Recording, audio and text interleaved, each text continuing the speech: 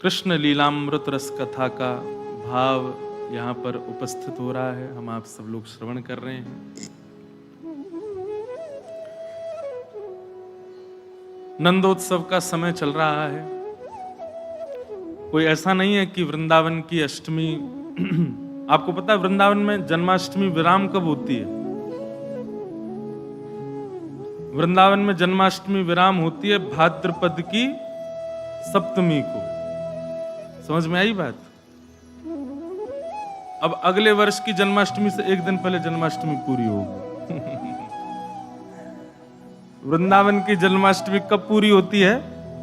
भाद्रपद की अष्टमी को जन्माष्टमी होती है, तो भाद्रपद की सप्तमी को जन्माष्टमी एक विराम होती है, अगले दिन से दूसरी शुरू हो जाती है। वृंदावन में जन्माष्टमी कभी विराम होती ही नहीं है। जो लोग ये सोचते हैं कि भैया बड़ा बवाल मचा इस बार, कब की जन्माष्टमी, कोई कहे 26 को, कोई कहे 27 को, कोई कहे कभी, कोई कहे कभी। हमसे किसी ने पूछा, महाराज जी आप सही से बताओ वृंदावन में जन्माष्टमी कब है? मैंने कहा आज है। तो बोले आप तो अलग ही पागल व्यक्ति हो। बोले ये कोई बात है, आज है? मैंने कहा भाई वो वृंदावन ही नहीं है जहां पर हर दिन जन्माष्टमी ना हो। वृंदावन तो वही जहां नित्य जन्माष्टमी। अब ये 2026 की जन्माष्टमी को पूर्ण होगी। हमारी तो अब ऐसी स्थिति हो गई है ठाकुर जी की कृपा से कि अब घर रुकने के लिए भी, वृंदावन रुकने के लिए भी हमको वृंदावन में कथा करनी पड़ती है तो ही रुक पाते हैं, नहीं तो बाहर ही बाहर डोलते रहते हैं।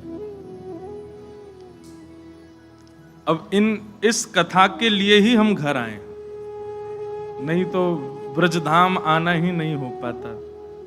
कई बार तो ऐसा होता है कि अपने ही नगर में क्या चल रहा है हमको यहाँ जब आते हैं तब पता चलता, अच्छा यहाँ ये भी खुल गया है, अब ये भी नियम चालू हो गए हैं, अब ऐसा भी कोई दुकान खुल गई है, अच्छा अब मंदिर में बैरिकेटिंग लग गई है, अब इतने ओहो पास सिस्टम भी हो गया है। ये सब वृंदावन जब आते तब पता चलता है, हमको ही नहीं पता होता क्या हो रहा है यहाँ पर। लेकिन ठाकुर जी ने जिसके लिए चुना है, आप सब लोगों के आशीर्वाद से, संत जनों के आशीर्वाद से प्रयास कर रहे हैं कि भले ही वृंदावन स्वयं तन से नहीं रह पाते, पर वृंदावन को तन तन में प्रवेश करने का प्रयास कर रहे हैं कि सबके मन में, तन में वृंदावन प्रवेश करे। तो ऐसी भावना चित्त में रहती है। जन्माष्टमी का पावन अवसर, वृंदावन में ये 5 दिवसीय कृष्ण लीलामृत कथा है। मन में अभी भी मेरे को ये स्पष्ट नहीं है कि मैं किस विषय पर बोलूं। हमने अब जब कोई विषय नहीं समझा तो यही बोल दी कृष्ण लीलामृत कहेंगे। अब कृष्ण लीलामृत में तो बहुत बड़ी कृष्ण लीला है, बाल लीला कहें, पौगंड लीला कहें, कि युवा श्री कृष्ण की लीला कहें, विवाहित श्री कृष्ण की लीला कहें, महाभारत के श्री कृष्ण की लीला कहें, कहाँ की कहें, एक पे कहो तो उसी पे लंबे हैं। खूब विस्तृत चरित्र है ठाकुर जी का। अधिकतर लोगों के मन में एक प्रश्न संशय रहता है भगवान की कलाओं के बारे में जानने की। ठाकुर जी में कितनी कला है, उन कलाओं का मतलब क्या है। हमारा तो मन हो रहा है भक्तमाली सुना दें, पर ठीक है, जो पहले से ही निश्चित है उसी को कहेंगे।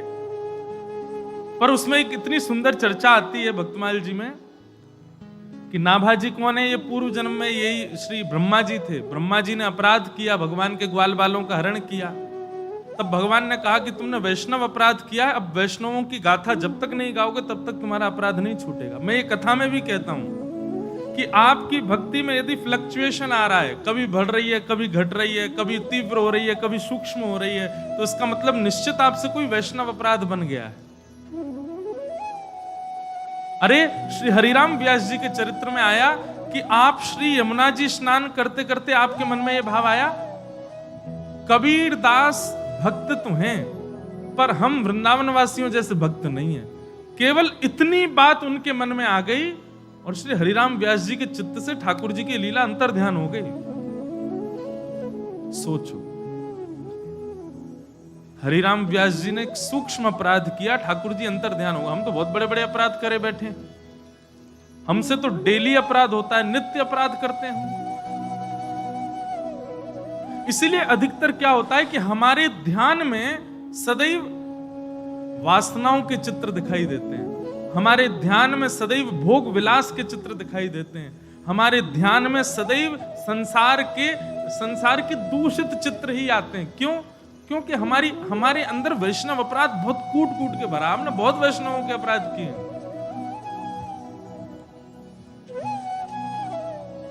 ऐसा ही वैष्णव अपराध किससे बना? ब्रह्मा जी से।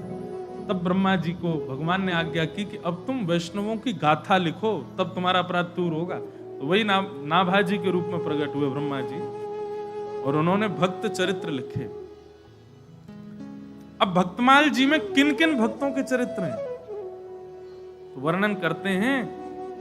हरिप्रिय, कौन से भक्त? हरिप्रिय। दो भक्त होते हैं, एक वो जिनको हरि प्रिय लगते हैं, एक वो जो हरि को प्रिय लगते हैं। मुझसे लेकर के पीछे खड़े हुए भैया तक जितने भी लोग हैं ना यहाँ पे, हम सबको हरि प्रिय लगते हैं। हम में से कोई हरि का प्रिय नहीं होगा। हमको ठाकुर जी अच्छे लगते हैं, ठाकुर जी को हम अच्छे लगते होंगे ये बात की गारंटी नहीं है। भक्तमाल जी में उन्हीं भक्तों के चरित्र आए जो ठाकुर जी को प्रिय हैं, हरि प्रिय हैं। तो जब भक्तमाल जी की रचना हुई तो मैं जिस बात को कहना चाह रहा हूं वो ये है कि जब स्वामी श्री हरदास जी, हितरिवंश महाप्रभु और हरिराम व्यास, ये हरित्रयी हैं वृंदावन के, जब आप तीनों का चिंतन किया नाभाजी ने, तो ये इन तीनों का ध्यान नहीं आया उनके मन में, इन तीनों की गाथा आई नहीं उनके मन में।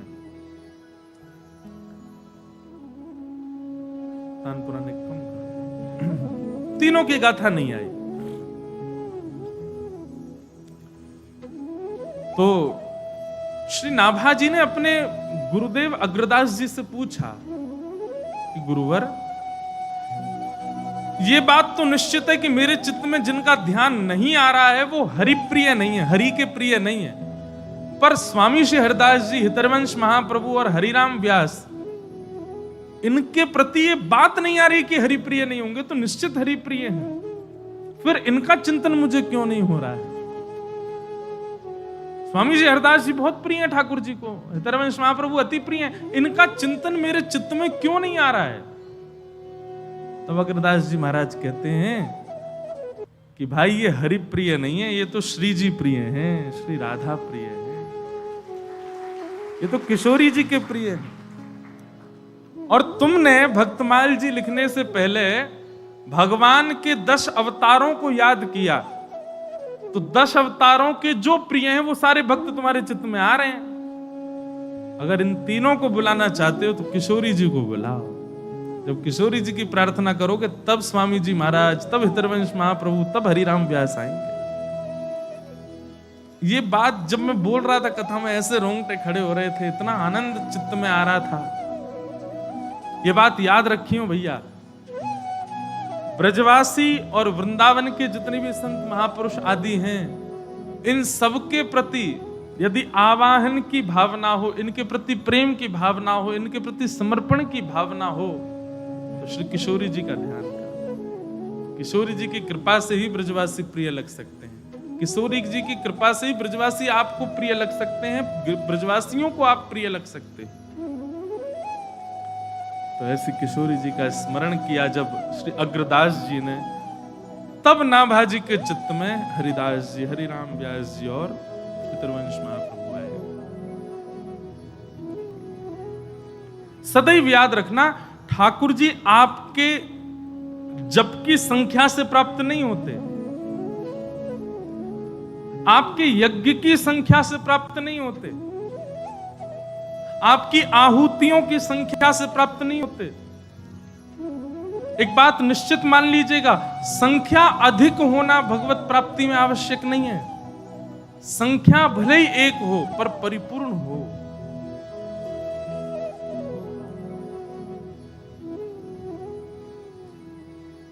क्वांटिटी नहीं, क्वालिटी। ठाकुर जी को वो प्रिय है। हम मात्राओं पर ध्यान रखते हैं कि कितनी ज्यादा कर रहे हैं।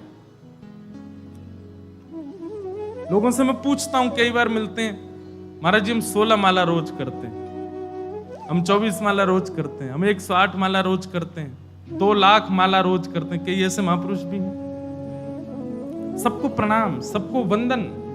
अच्छा है कि आप इतनी मालाएं करते हैं, पर यह संख्या अनिवार्य नहीं है। भले एक माला हो, लेकिन उस एक माला के करने पर आपकी मन, बुद्धि, चित्त, तन सबकी स्थिति अत्यंत उत्कंठा से भरी हुई होनी चाहिए। उत्कंठा मतलब अत्यंत आनंद, अत्यंत उत्कृष्ट उत्कंठा, अत्यंत एक्साइटमेंट के साथ में होनी चाहिए, भली एक माला हो। व्रत इसलिए नहीं करना है एकादशी का कि भैया हम वैष्णव हैं, हमको करना ही पड़ेगा, वृंदावन में रह रहे हैं, सबकी देखा देखी करनी पड़ेगी, नहीं करेंगे तो अपराध लगेगा। अपराध के भय से व्रत नहीं करना है। आप जैसे अपराध के भय से व्रत करते हो, व्रत टूट जाता है। अपराध के भय से नहीं, अपराध के भय से नाम जप नहीं, केवल माता पिता की इच्छा इसलिए धाम गमन नहीं। इन सब में एक अद्भुत आनंद होना चाहिए, उत्कंठा होनी चाहिए, तभी कीजिए। आपको गौरव होना चाहिए एकादशी व्रत रखने का। अरे प्रतीक्षा होनी चाहिए, एक एकादशी गई, अब अगली एकादशी की प्रतीक्षा, कब 15 दिन पूर्ण हो, कब एकादशी आवे। गौरव के साथ में, आनंद के साथ में, उत्साह के साथ में एकादशी व्रत करो। उसको नियम मत मानिए। इसीलिए इतनी एकादशी व्रत करते हैं, इतना सब लोग नियम जाप आदि करते हैं, पर फिर भी उनके ऊपर इतना असर नहीं पड़ता। कितने एकादशी वालों को जानता हूं, एक एकादशी नहीं छोड़ते महाराज, और ऐसी करते हैं निर्जला जैसी, लेकिन उनके क्रोध पर कोई असर नहीं, उनके स्वभाव पर कोई असर नहीं, उनके व्यवहार पर कोई असर नहीं, उनकी विचारधारा पर कोई असर नहीं। क्यों? क्योंकि वो केवल एक नियम मान करके उसको करते हैं। आपको गौरव है, आपका आनंद है। तिलक लगाना ये कोई केवल एक फोर्सफुली काम नहीं होना चाहिए, जबरदस्ती वाला नहीं होना चाहिए। आपको गौरव होना चाहिए कि मैं तिलक लगाऊं नित्य, बिना तिलक के बाहर जा ही नहीं सकता मैं। तो धाम गमन, व्रत, नाम जप, और चौथा क्या बताया था हमने? एकादशी। चौथा क्या बताया था? क्या बताया था? धाम। हाँ, ये चाह रही है, इसीलिए कह रहे हैं लिख लिया करो कहीं पे। मैं तो बोल के फिर भूल जाऊंगा मैं, नहीं तो आप लोग लिख के रखो, आपके काम रहे। ये गौरव के साथ करने चाहिए। इनमें किसी भी प्रकार का नियमाभास या फिर केवल करना है इसलिए नहीं, उत्साह के साथ करो। अभी हम ठाकुर जी के अधीन है। मैं कथाओं में कहा करता हूं कि भजन कैसा हो कि ठाकुर जी हमारे अधीन है गए। मेरो सुमिरन हरि करें, मैं पावा विश्राम। ठाकुर जी अधीन है गए। पंढरपुर में अभी कथा थी, वहां एक भक्त हुई जनाबाई। जनाबाई जी का चरित्र ऐसा आता है कि जनाबाई छोटी सी थी, तब से ही आपके मन में कृष्ण भक्ति प्रकट हो गई थी। तो आषाढ़ की एकादशी जब आती है तब पंढरपुर में बहुत सुंदर उत्सव होता है ठाकुर जी का। लाखों करोड़ों की तादाद में वैष्णव जाते हैं, वारकरी जाकर के श्री पंढरपुर में आनंद करते हैं। सबको दर्शन नहीं होते ठाकुर जी के, क्योंकि ऐसा मान्यता वहां पर कि आषाढ़ की एकादशी पर ठाकुर जी आकर के ऊपर शिखर पर विराजमान हो जाते हैं। सब शिखर को ही देख के चले जाते हैं, मंदिर में भीतर कोई नहीं जा पाता। और ऐसा नाद प्रकट करते हैं, इतने भाव से गाते हैं कि पंढरपुर के ऊपर शिखर के जो कलश हैं वो कलश तक झूमने लग जाते हैं, इतना स्वर प्रकट होता है। तो जनाबाई अपने माता पिता के साथ में पंढरपुर गई, और जैसे पंढरपुर पहुंची तो ऐसा वर्णन है उनकी लीला में, उनके चरित्र में, कि पंढरपुर जाते ही इतनी भीड़ थी कि एक हाथ माँ ने पकड़ा, एक हाथ पिता ने पकड़ा, कि भीड़ में चलते चलते चलते खोने वाली थी, लेकिन माता पिता ने इतना कस के पकड़ा कि जनाबाई खो नहीं जाए। लेकिन जनाबाई के मन में भाव आया कि मैं कैसे भी खो जाऊं, मेरे माता पिता का हाथ छूट जाए, इन दोनों से मेरा हाथ छूट जाएगा, मैं खो जाऊंगी तो मैं फिर हमेशा यहीं रहूंगी। ये भी चिंता नहीं कि सोऊंगी कहाँ, भोजन कहाँ करूंगी, क्या करूंगी, क्या, कुछ नहीं, वो तो खोने ही आई थी। बोले इनके पास रहूंगी तो फिर ठाकुर जी से दूर रहूंगी, कैसे भी खो जाऊं। और जबरदस्ती मेला में जाकर के, खोने वाली तो नहीं थी, पर जनाबाई ने हाथ छोड़ दिए माता पिता के, खो गई। और जैसे ही खो गई, खोते ही बालक तो रोते हैं, जनाबाई नाचने लगी। बोले अच्छा है, अब मैं खो गई, अब मैं अकेली हो गई, अब मैं यहीं रहूंगी, मैं विट्ठल को छोड़ के कहीं नहीं जाऊंगी। ऐसे हैं हम लोग, खोते ही सबसे पहले खोया पाया केंद्र कहां। अरे हम खोए तो दूर की बात, हमारी कोई चीज खो जाए बिहारी जी के मंदिर में, और तो छोड़ो बंदर ही ले जाए महाराज, भैया 5 रुपए वाली नमकीन से नहीं 10 रुपए वाली फ्रूटी पिलाओ, तब छोड़े। यहां जनाबाई खुद को खोए आई, हमारी कोई वस्तु खो जाए, हम चाह रहे हैं कि हमको कृष्ण लीला सुनाई दे जाए, ठाकुर जी की बंसी निधि वन में रात में जाके बैठेंगे, कन्हैया दिख जाएंगे, बड़े दिख रहे हैं कन्हैया। अरे महादेव, देवों के देव महादेव को जब गोपी बनना पड़ा ठाकुर जी की लीला में आने के लिए, हम कैसे, गोपी का मतलब श्रृंगार नहीं है, बिल्कुल भी श्रृंगार से मत लगाइएगा इसका भाव। गोपी का मतलब आपके आंतरिक इंद्रियों का भाव, प्रत्येक इंद्रिय कृष्ण को पाने की इच्छुक हो जाए। नेत्र पिपासु हैं उनके दर्शन के लिए, कान व्याकुल हैं उनको सुनने के लिए, जिह्वा प्यासी है उनके अधरामृत के लिए, हृदय व्याकुल है उनसे मिलन के लिए, हाथ विचलित हैं उनके स्पर्श के लिए, पैर थिरक रहे हैं उनकी स्मृति में। ऐसी स्थिति जब सर्वांगीण अंग की हो जाती है, तब आप गोपी बनते हैं, और तभी आपको कृष्ण ध्वनि सुनाई देती है, कृष्ण लीला दिखाई देती है। इन समस्त इंद्रियों में किसी भी प्रकार से यदि संसारी भाव विद्यमान है, आप ठाकुर जी की लीला में प्रवेश नहीं कर पाओगे। कर तो जाओगे, पर उसके मूल रहस्य को नहीं जान पाओगे, मूल भाव को नहीं जान पाओगे।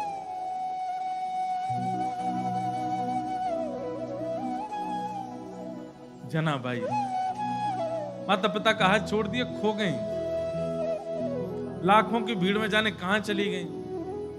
अब एक बात और है, पुत्र खोया होता तो माता पिता ज्यादा प्रयास करते, पुत्री खोई तो माता पिता ने भी ज्यादा प्रयास नहीं किया। दुर्भाग्य है माता पिता का। जनाबाई जैसी भक्ता को उन्होंने ढूंढा ही नहीं, खो गई, थोड़ा इधर उधर जना जना जना करके चिल्लाते रहे। थोड़ी देर बाद पिताजी बोले नहीं मिल रही, चलते हैं वापस। आप कहां ढूंढे लाखों की भीड़ में, छोटी बालिका, कहीं ऐसा नहीं हो लोगों के हाथ पांव के नीचे। अब पुराने जमाने की बात छोड़ गए। जनाबाई तो नाच रही हैं, नृत्य कर रही हैं, मराठी अभंग तो आते, इतना प्यारा अभंग है जनाबाई का। श्री चंद्रभागा जी के तट पर बैठ करके श्री पंडरीनाथ भगवान का स्मरण करते हैं। एक अभंग याद है, जनाबाई का नहीं है, एकनाथ जी का है। एकनाथ जी कहते हैं माझे माहिर, माहिर कहते हैं माइका। जनाबाई को आके किसी ने पूछा कि ए जनाबाई, तुम्हारे माता पिता कहाँ हैं, तुम कहाँ की रहने वाली है, बालिका अकेली कहाँ घूम रही हो? तो मानो एकनाथ जी के भाव से कह रही हूं कि यही मेरा मायका, माझे माहिर पंढरी आहे भीवरे चातिरी। भीमा नदी कहते हैं चंद्रभागा जी को, उनके तट पर जो विराजमान पंढरपुर, यही मेरा मायका। बोले अच्छा, माता पिता कहाँ हैं तुम्हारे? मेरे माता पिता कौन है? बोले विट्ठल जो है ये मेरे पिता हैं, और रुक्मणी जो है ये मेरी माँ है। अच्छा, तुम्हारे परिवारी जन नहीं है, तुम्हारे सगे संबंधी कौन है? तब जनाबाई कहती हैं कि चंद्रभागा मेरी बहन है। और ये जितने भी साधु महात्मा संत जो विट्ठल विट्ठल विट्ठल कह करके गा रहे हैं, नाच रहे हैं, उछल रहे हैं, यही सब मेरे भाई बंधु हैं, यही सब मेरे परिवार हैं। इस प्रकार से कहकर के पंढरपुर को ही अपना सर्वांगीण मान लिया, सब प्रकार से यही मेरे हैं, ऐसी जनाबाई। भैया बाह्य संबंध के रूप में सब अपने हैं, माता पिता भाई बंधु बहन सखा चाचा चाची आदि जो भी हैं, पर आंतरिक भाव से मानसिक भाव से वही अपनों है जो ठाकुर जी को है, जो राधा रमण जी का नहीं है, जो बिहारी जी का नहीं है, जो राधा वल्लभ जी का नहीं है। वहां से केवल हमारा बाह्य संबंध है, आंतरिक संबंध नहीं है हमारा। आंतरिक संबंध तो केवल उससे जो ठाकुर जी को, वो हमारा। बहुत कड़वी बात है, बहुत कटु बात है, लेकिन यही वास्तविकता। इस प्रकार से संबंध व्याप्त करो तो ही गोपी हो आप। जाके सिर पर नित्य उर्धपुंड विराजमान, गले में कंठी विराजमान, नित्य राधा वल्लभ जी की मंगला करे, नित्य बिहारी जी को दर्शन करे, रसिक जनन की सेवा करे, वही से हमारा कोई संबंध है, वही हमारा। तो श्री परीक्षित जी महाराज की स्थिति कैसी हो गई? अब ना भूख है, ना प्यास है, ना सोने की इच्छा, ना कोई और इच्छा, बस अब एक ही इच्छा है, कथा ही मेरे सर्वांगीण रसों को पूर्ण कर रही है, कथा ही मेरी सर्वांगीण इंद्रियों को तृप्त कर रही है। आप तो कृपा करके वही कृष्ण लीला सुनाओ, उसी से ही मेरा अब शरीर पोषित हो रहा है, कथा पोषण बन जाए, अमृत तुल्य कर्ण रंध्र से प्रविष्ट होकर के मानो आपकी सर्वांगीण भावनाओं को पूर्ण करे। ऐसी स्थिति जब हो जाए तब कृष्ण लीला प्रारंभ होती है, तब कथामृतम तप्त जीवनम। हे नाथ, अब तो केवल कथा ही मेरा सर्वांगीण सर्वस्व बन चुकी है, कथा से ही मुझको पोषणता का अनुभव होता है। आप तो कृपा करके मुझको कथा सुनाओ। बस इसी भाव को जान करके नाभा जी ने भक्तमाल जी में नवदा भक्ति के 9 आचार्य बनाए। श्रवणम कीर्तनम विष्णु स्मरणम पाद सेवनम अर्चनम वंदनम दास्यम सख्य आत्मनिवेदनम। नवदा भक्ति में प्रथम भक्ति जो श्रवण भक्ति है, उस श्रवण भक्ति के आचार्य के रूप में इसी बात को सुनकर के नाभा गोस्वामी जी ने कहा, श्रवण भक्ति के आचार्य कौन है? श्री सुखदेव जी महाराज। श्रवण रसिक कहीं सुने ना परीक्षित से, जो पान हूं करत लागी कोटि गुण प्यास है। छप्पे छंद में श्री नाभा जी कहते हैं, बोले कैसे हैं? बोले पान हूं करत लागी कोटि गुण प्यास है। पीते भी जा रहे हैं, कथा सुनते भी जा रहे हैं, पर ज्यों-ज्यों कथा सुनते हैं त्यों-त्यों प्यास बढ़ती जा रही है, कम नहीं हो रही है। ऐसे कई लोग हमारे परिचय के हैं, अभी भी खूब कथा सुनते हैं, पर उनकी इच्छा पूरी नहीं हो रही है, और सुननी वहां भी सुननी। अब हम इतनी पिला रहे हैं, हम भी इतनी कथा कह रहे हैं, हमारी भी इच्छा पूर्ति नहीं होती। आराम के लिए एक दिन भी मिल जाए, उसमें भी कोई कह दे कि महाराज जी वहां एक दिन का समय दे दो, भग जाते हैं। माता जी घर के सब लोग कहते हैं एक दिन तो आराम कर। मैंने कि पता नहीं क्यों कथा 4 घंटा बैठ के जो आराम मिलता है बोलने में, वही आराम लगता है, अब उसके अलावा आराम ही नहीं लगता। वैसे ताली बजवाने के लिए नहीं बोला था मैं केवल बता रहा था। कल का ही दिन था हम पे खाली। कल भी एक वैष्णव आए, बोले हमारे यहाँ महाराज जी उत्सव में थोड़ी देर, कहे तो बहुत दिन से रहे थे, पर एक ही दिन खाली था, करेंगे थोड़ी देर की चर्चा करेंगे। ऐसी स्थिति हो जाए, कृष्ण के अलावा और कोई स्थिति हमको अब सुधार नहीं सकती। भैया वृंदावन में प्रेम प्रदायक, प्रेम प्रदाता हमारी श्री किशोरी जी, पर किशोरी जी की आप सीधी आराधना नहीं कर सकते। ठीक है, कई भाव बताए जा रहे हैं, कई भाव कहे जाते हैं संत महापुरुषों के द्वारा, पर अंतरंग निकुंज की बात यदि पूछो तो सबसे पहले तो भैया यहाँ के जो हम बात बताते हैं, ब्रज में प्रवेश करते सबसे पहले रज को प्रणाम, दूसरी बात यहाँ के वृक्षों को प्रणाम, तीसरी बात ब्रजवासियों को प्रणाम, चौथी बात श्री यमुना जी को प्रणाम, और 5वें हमारे वृंदावन के पंचायतन श्री गोपेश्वर महादेव को प्रणाम। कम से कम इन 5 दिनों तक जो ये लीला श्रवण करने के लिए यहाँ बैठे हैं वो सब तो इसका पालन करें। सुबह उठते स्नान ध्यान करते सबसे पहले भूमि को प्रणाम करो, ब्रज को प्रणाम करे आओ। उसके बाद वृक्ष, किसी भी वृक्ष को, जो वृक्ष आपको दिख रहा अनुकूल, उसको हृदय से लगा करके उसको प्रणाम कर लो। तीसरी बात, किसी ब्रजवासी को, जो ब्रजवासी दिख जाए सबको वंदन कर लो, हाथ जोड़ के प्रणाम कर लो। हमारी क्या, हमारे हम परिचित ब्रजवासी मिले उसी को जय जय करते हैं, राम राम करते हैं। अरे जो मिल जाए महाराज। ठाकुर जी की लीला भी आगे सुनाई देगी। ठाकुर जी कैसे हैं? नंद भवन से निकल जाते हैं सुबह सुबह तैयार है कि महाराज टिप टॉप बन के, ये बढ़िया घुंघराले केशन को बांध करके, और मार्ग में जो मिल जाए वही से कहें भाभी जी मैया बुला रही है आपको तो घर पे। कोई परिचय नहीं है, जान पहचान ही नहीं है, गोपी कोई मिल जाए बोले मैया बुला रही, बाट देख रही, सुबह रहते आपकी इंतजार में है, जल्दी जाओ घर पहुंच जाओ। संत महात्मा महापुरुष कोई भी वेदज्ञ ब्राह्मण आदि दिख जाएं, उनके पास जावें, अरे आप यहां डोल रहे हो। ठाकुर जी का स्वभाव।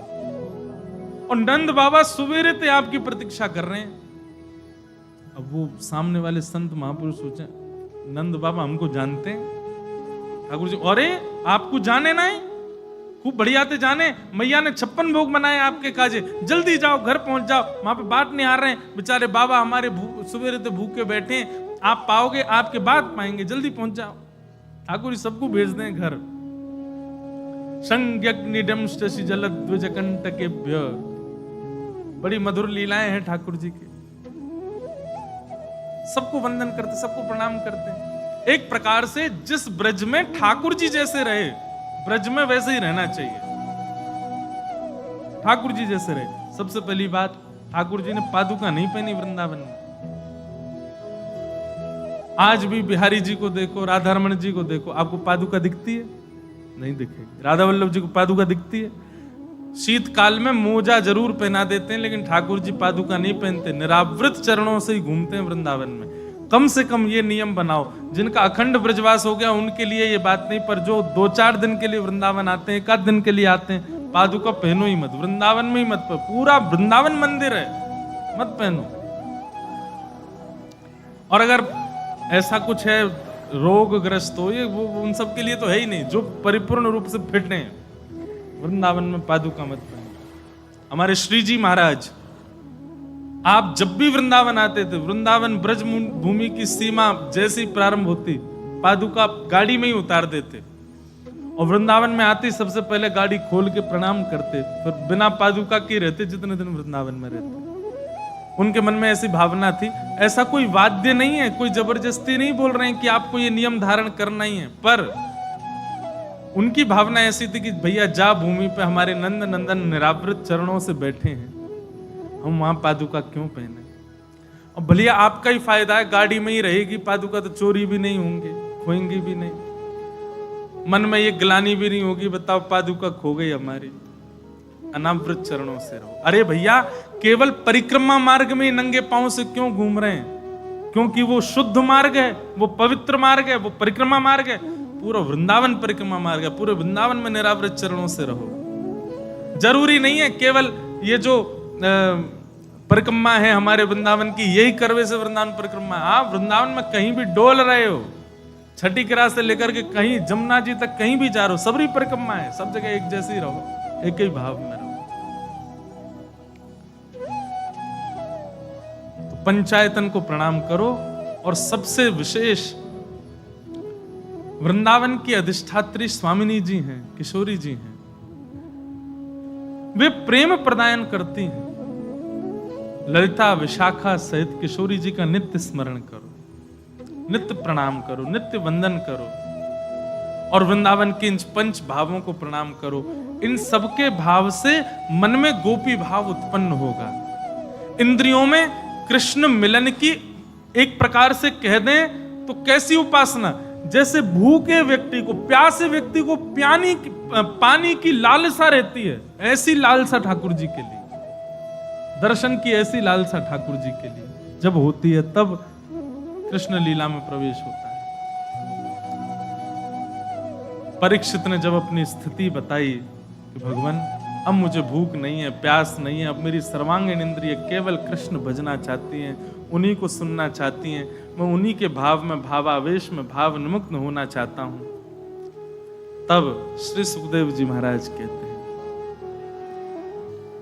परीक्षित जी कहते हैं, भगवान आपके मुख से जो श्रीमद् भागवत की कथा, जो ये रस के बिंदु टपक रहे हैं ना, इन रस बिंदुओं से ही ना जाने अमृत तुल्य कार्य हो रहा है। मेरी समस्त इंद्रियां शांत होती जा रही हैं, मेरी समस्त इंद्रियों को ठौर मिलती जा रही है। अब ऐसी स्थिति हो गई है कि बस अब भटकाव नहीं है, अब और कुछ नहीं चाहिए। कृपा करके आप केवल कृष्ण लीला में मुझे प्रवेश कराओ। तब सुखदेव जी कहते हैं, परीक्षित, सम्यक व्यवस्थिता बुद्धि तव राजर्षि सत्तम। अब ऐसा लगता है कि तुम्हारी बुद्धि जो है वो व्यवस्थित हो चुकी है। नियम जानने की अभिलाषा, क्रम जानने की अभिलाषा, जप जानने की अभिलाषा, यज्ञ करने की अभिलाषा, अन्य अन्य अभिलाषाएं चित्त में प्रकट हो रही हैं, तो समझो कि अभी भी बुद्धि व्यवस्थित नहीं हुई है। लेकिन जैसे ही कृष्ण श्रवण करने की, लीला श्रवण करने की स्थिति प्रकट, और कुछ नहीं, बस लीला सुननी है, भाव सुनना है, तब श्री सुखदेव जी महाराज कहते हैं, अब तुम्हारी बुद्धि व्यवस्थित हुई है। सम्यक व्यवस्थिता बुद्धि। अन्य अन्य साधन करने की अभी अभिलाषा मन में प्रकट हो रही है, तो इस वक्त अभी भी मन में भटकाव है, बुद्धि में स्थिरता, अस्थिरता नहीं है, अस्थिर है बुद्धि। लेकिन जैसे ही मन में आ जाए, बस अब और कुछ नहीं चाहिए, बस हमको ठाकुर जी की लीला श्रवण करा दो, ठाकुर जी कथा श्रवण करनी है, उनका भाव श्रवण करना है। जैसे ये भावना चित्त में प्रविष्ट हो जाए, बस समझ जाओ अब ठाकुर जी चित्त में आ गए, आपकी बुद्धि व्यवस्थित हो चुकी है। या फिर ऐसा कहो, आपकी बुद्धि को, आपके मनस्त को ठाकुर जी जब स्वीकार कर लेते हैं, तब आपके सब जगह से भटकाव खत्म हो जाते हैं। सारी क्रिया, सारे कर्म, सारे क्रियाकलापों से मन हट करके केवल और केवल ठाकुर जी को श्रवण करने का ही रहता है।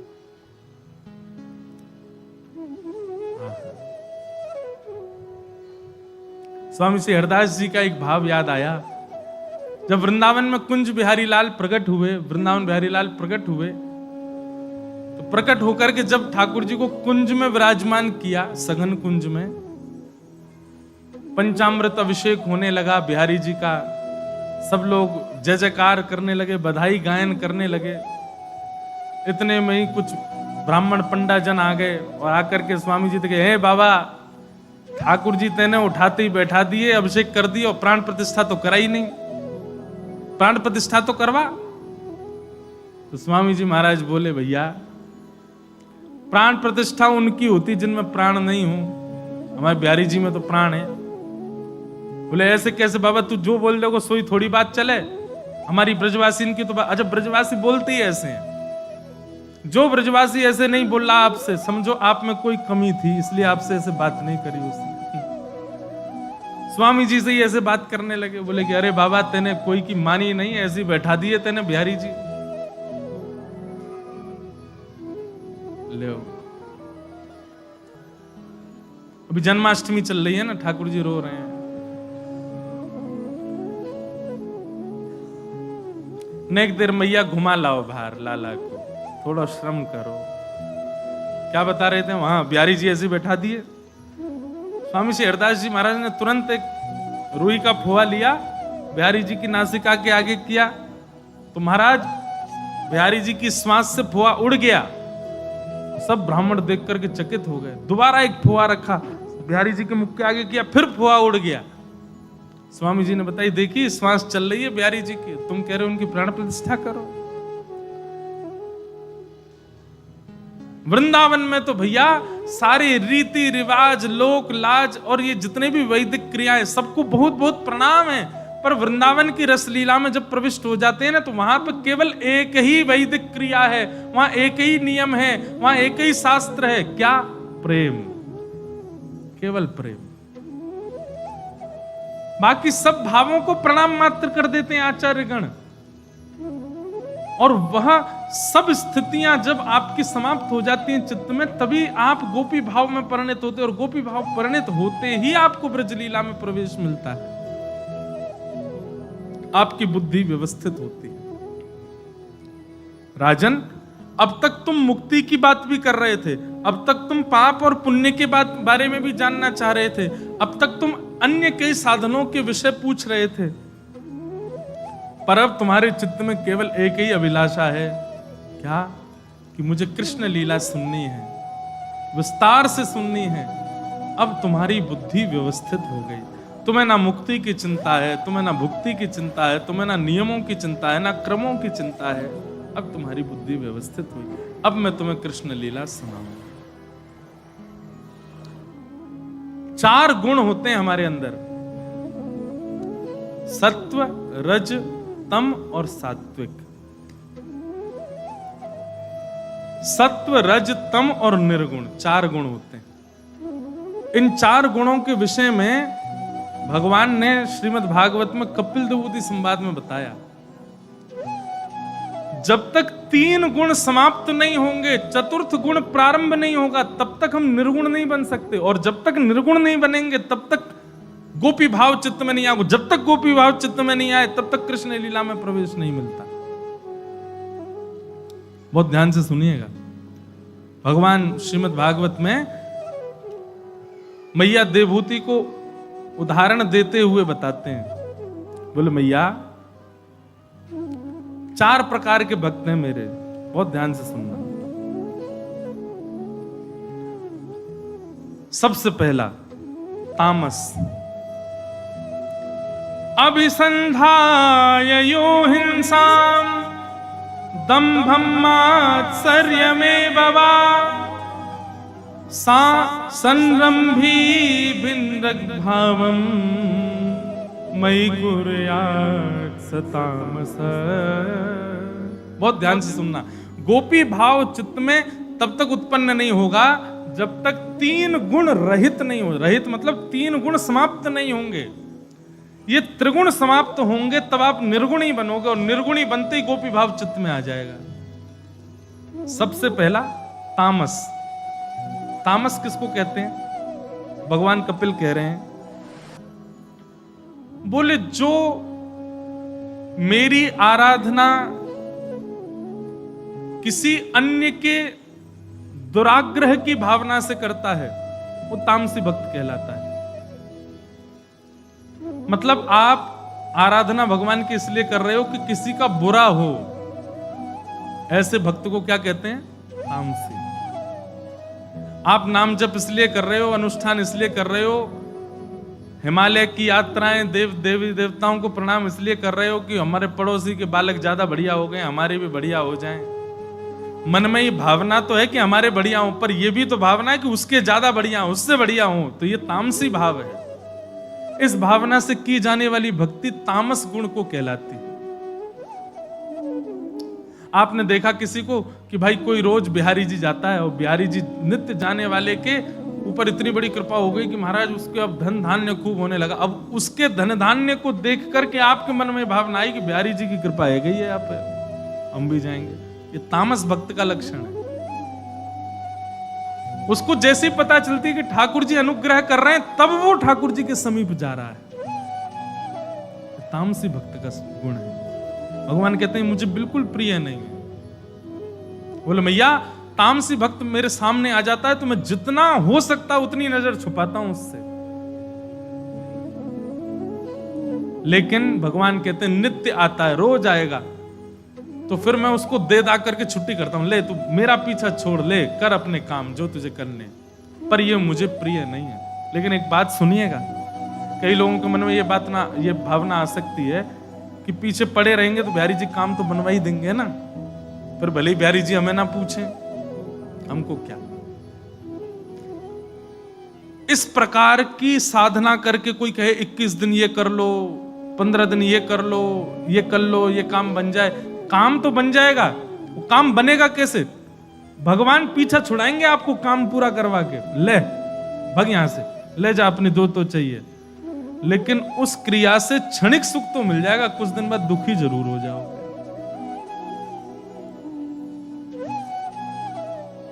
केवल बिहारी जी इसलिए गए कि हमारे घर में एक संतान हो जाए, एक पुत्र आ जाए, और उसके लिए लगे महाराज। बिहारी जी नित्य जा रहे हैं, हर शनिवार आ जाते हैं बिहारी जी पर, ये बिहारी जी वो बंगला बनवा दिए, ये करवा दो। कामना बिहारी जी नहीं है, कामना कोई और है। वस्तु तो मिल जाएगी, पर क्षमा करना, हम कान पकड़ के क्षमा मांगे। अगर किसी ने पहले ऐसा किया हो, वो कहे यार हम तो किए थे, उस वस्तु से आप सुखी नहीं रह पाओ, भले ही मिली ठाकुर जी से। आजकल इसका प्रचलन बहुत चल गया है, इतना ये कर लो, इतनी संख्या के ये पाठ कर लो, इतने ये कर लो, यहाँ पे धागा बांध दो, यहाँ पे जे कर आओ, वो कर आओ, मनोकामना पूरी हो जाएगी। मनोकामना पूर्ण हनुमान जी, मनोकामना पूर्ण मैया जी, मनोकामना पूर्ण शंकर भगवान। यहाँ पे ये कर दो, नारियल पानी चढ़ा दो, ये हो जाएगा, बिल्व पत्र चढ़ा दो, उस पर काली मिर्च डाल दो, मनोकामना पूरी तो हो जाएगी, पर उससे प्रसन्न नहीं रह पाओगे, क्योंकि आपकी भक्ति तामसी हो गई है। बहुत ध्यानपूर्वक सुनिएगा।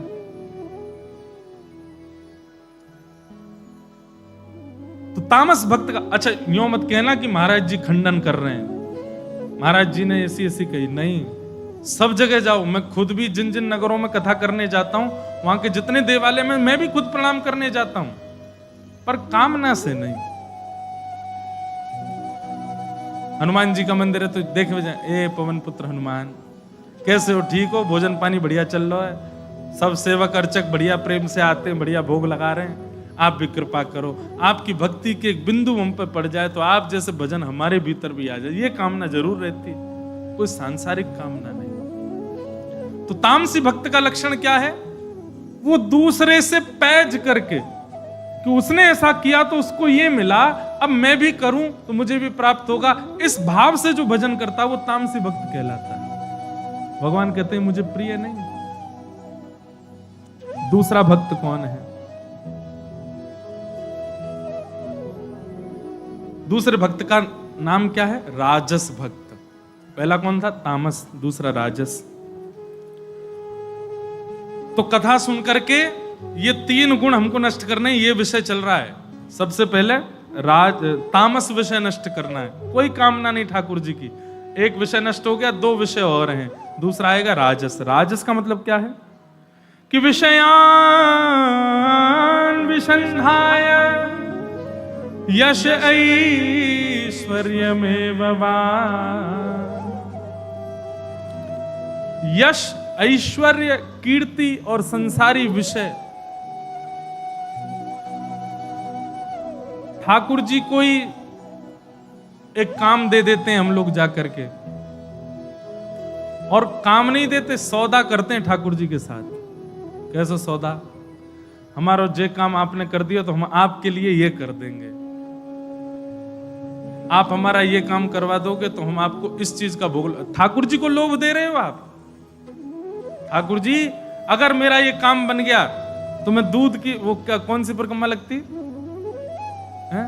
दूध की परिक्रमा लगाऊंगा बिहारी जी, वो गोवर्धन नाथ जी की। मुझे एक बात बताओ, आप दूध की परिक्रमा नहीं लगाओगे, गिरिराज जी भूखे बैठ जाएंगे, उनका पेट नहीं भरेगा?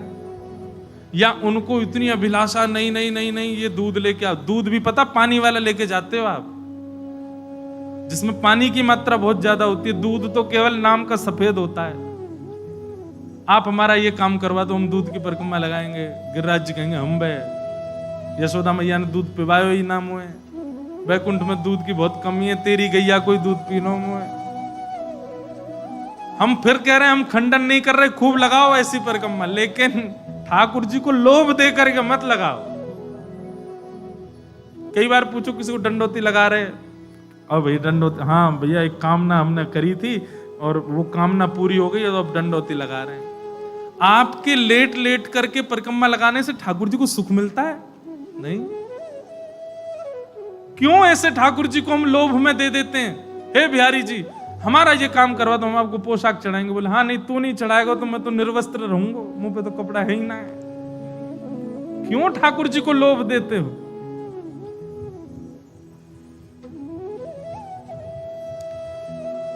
ये तो स्कूल में हम करते थे, तू मेरा होमवर्क कर दे, मैं तुझे ये खिला दूंगा, तू मेरा ये काम कर दे, मैं तुझे कर दूंगा। सुन, कल मैं स्कूल नहीं आऊंगा, तू मेरी मैडम से यूं कह दियो, परसों में तेरी कह दूंगा।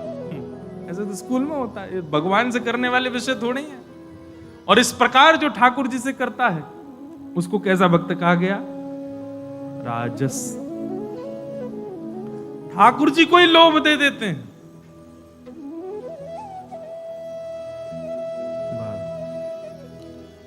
तो कथा सुनकर के इस राजस भाव को भी नष्ट करना है। हाँ, इसको थोड़ा सुंदर बना सकते हो। जैसे सुंदर कैसे बनाओ? बोले ठाकुर जी, हे बिहारी जी, जब तक मेरे चित्त में प्रेम लक्षणा भक्ति आप उत्पन्न नहीं करोगे तब तक मैं फलाहारी रहूंगा। आप मेरे चित्त में पहले प्रेम लक्षणा भक्ति प्रकट करो, मेरे नेत्र आपके दर्शन के लिए व्याकुल रहें, कान आपकी कथा के लिए व्याकुल रहें, चित्त सदैव ये रहे कि बस आप मिल जाओ, आप हृदय से लग जाओ, आप दिख जाओ। ऐसी स्थिति मेरी जब तक नहीं बनेगी मैं फलाहार ग्रहण करूंगा, मैं अन्न खाऊंगा ही नहीं। ऐसा जरूर कह सकते हो आप ठाकुर जी से, क्योंकि बदले में आप ठाकुर जी को लोभ तो दिए, लेकिन बदले में आप ठाकुर जी को लोभ किस चीज का दिए हो? उनके प्रेम का दिए। प्रेम के लोभी हैं ठाकुर जी। आप उनको अन्न का लोभ दो, दूध का लोभ दो, सोना चांदी का लोभ दो, वस्त्र का लोभ दो, इसका लोभ दो, बंगला का लोभ दो, ये सब लोभ ठाकुर जी को नहीं चाहिए।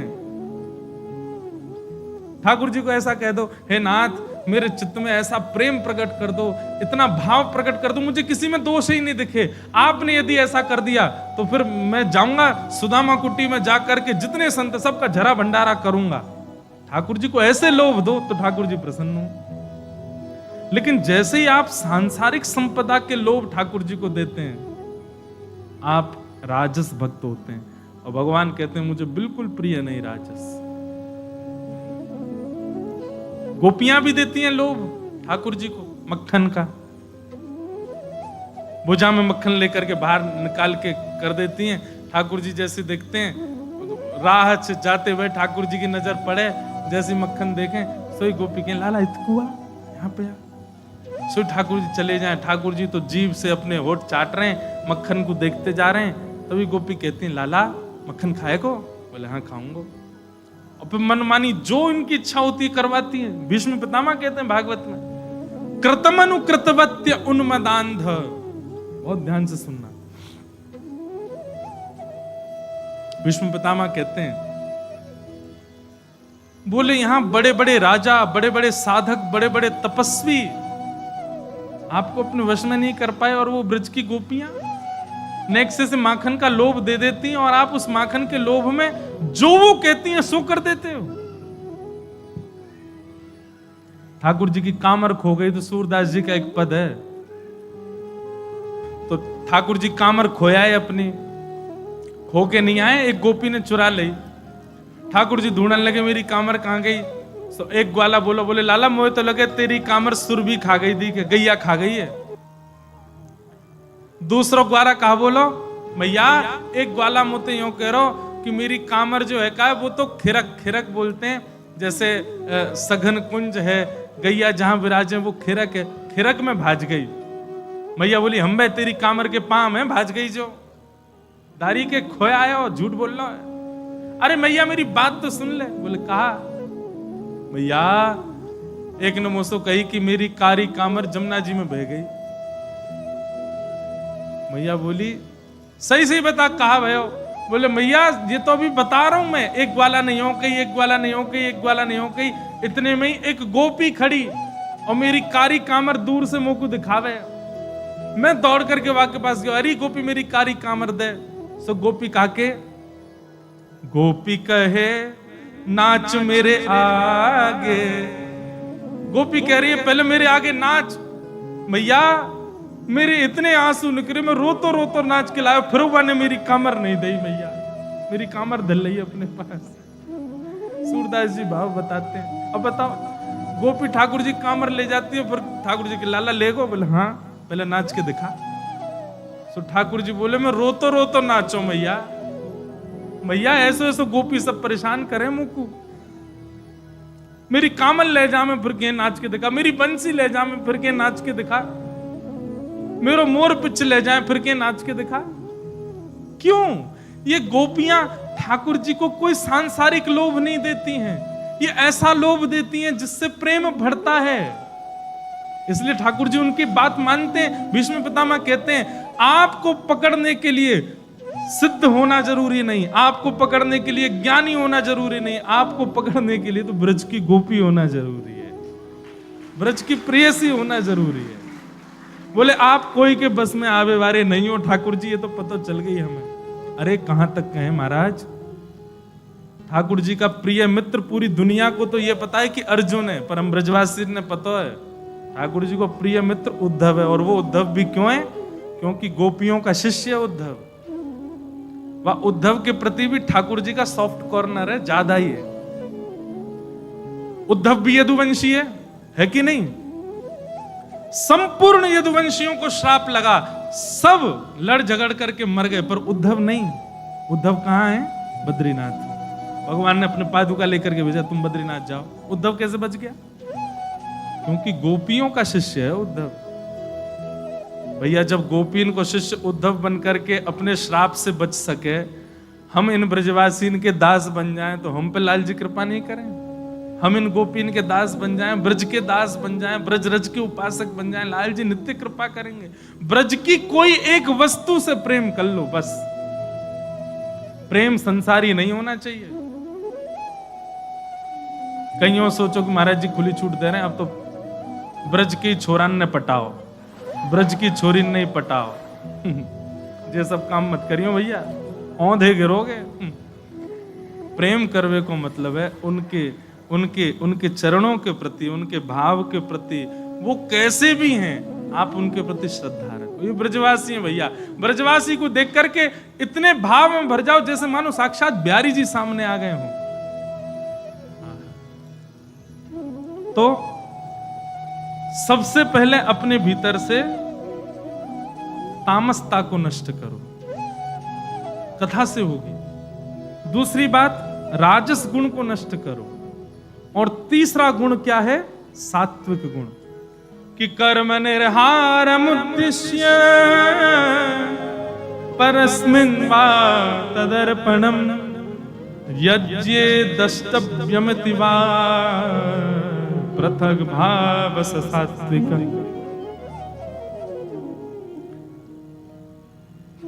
ब्रज की गोपी ब्रज भाव चित्त में आए, उसके लिए सात्विक होना भी अनिवार्य नहीं है। सात्विक भी मतलब, सात्विक का मतलब क्या है?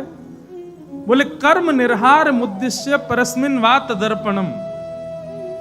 अपने जीवन में करने वाली हर क्रिया को भी ठाकुर जी को अर्पित करना। हे नाथ, मेरा आपकी कृपा से सब काम हो रहा है, करते हो तुम कन्हैया, मेरा काम हो रहा है, मेरा काम हो रहा है, मतलब काम बना रहे, ये इच्छा मन में उत्पन्न हो रही है। और यह इच्छा मन में उत्पन्न हो रही है तो यह भाव भी उत्पन्न हो रहा है, ठाकुर जी बनवाते रहना। इतनी सूक्ष्म भावना भी यदि है तो भी आप ब्रज भाव से दूर ही रहोगे। समझ में आई कि नहीं बात? ठाकुर जी बड़ी कृपा आपकी। क्यों कृपा? मेरी जॉब लग गई, इतने दिन से प्रयास कर रहा, अभी तक आपकी कृपा से लग गई। ऐसी भावना भी ठाकुर जी के प्रति है तो भी आप ब्रज भाव से अलग हो। इतनी कामना भी नहीं, इतनी भावना भी।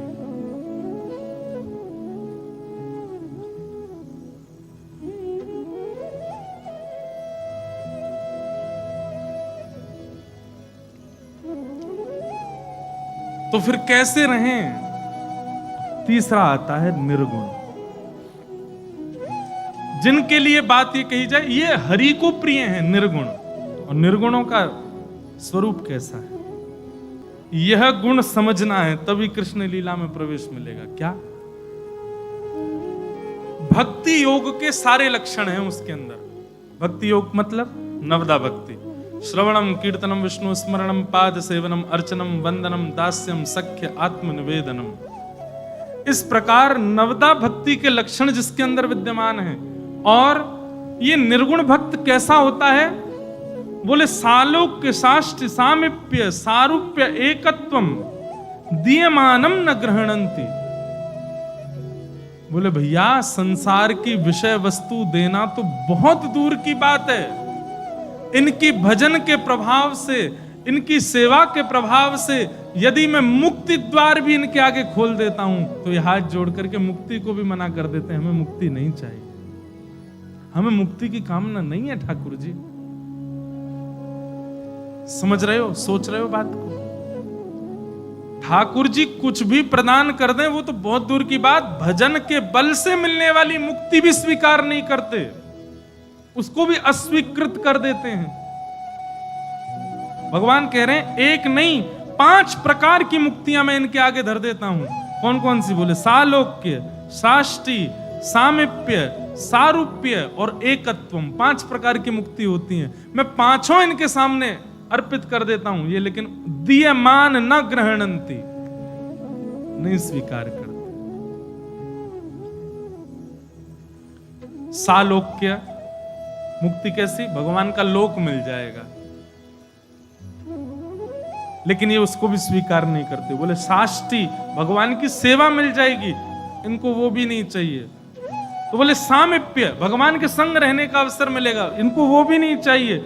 सारूप्य, भगवान जैसा रूप मिल जाएगा, वो भी नहीं चाहिए। जैसे जय विजय, जय विजय भगवान जैसे ही हैं, बिल्कुल थोड़ा अंतर है बस।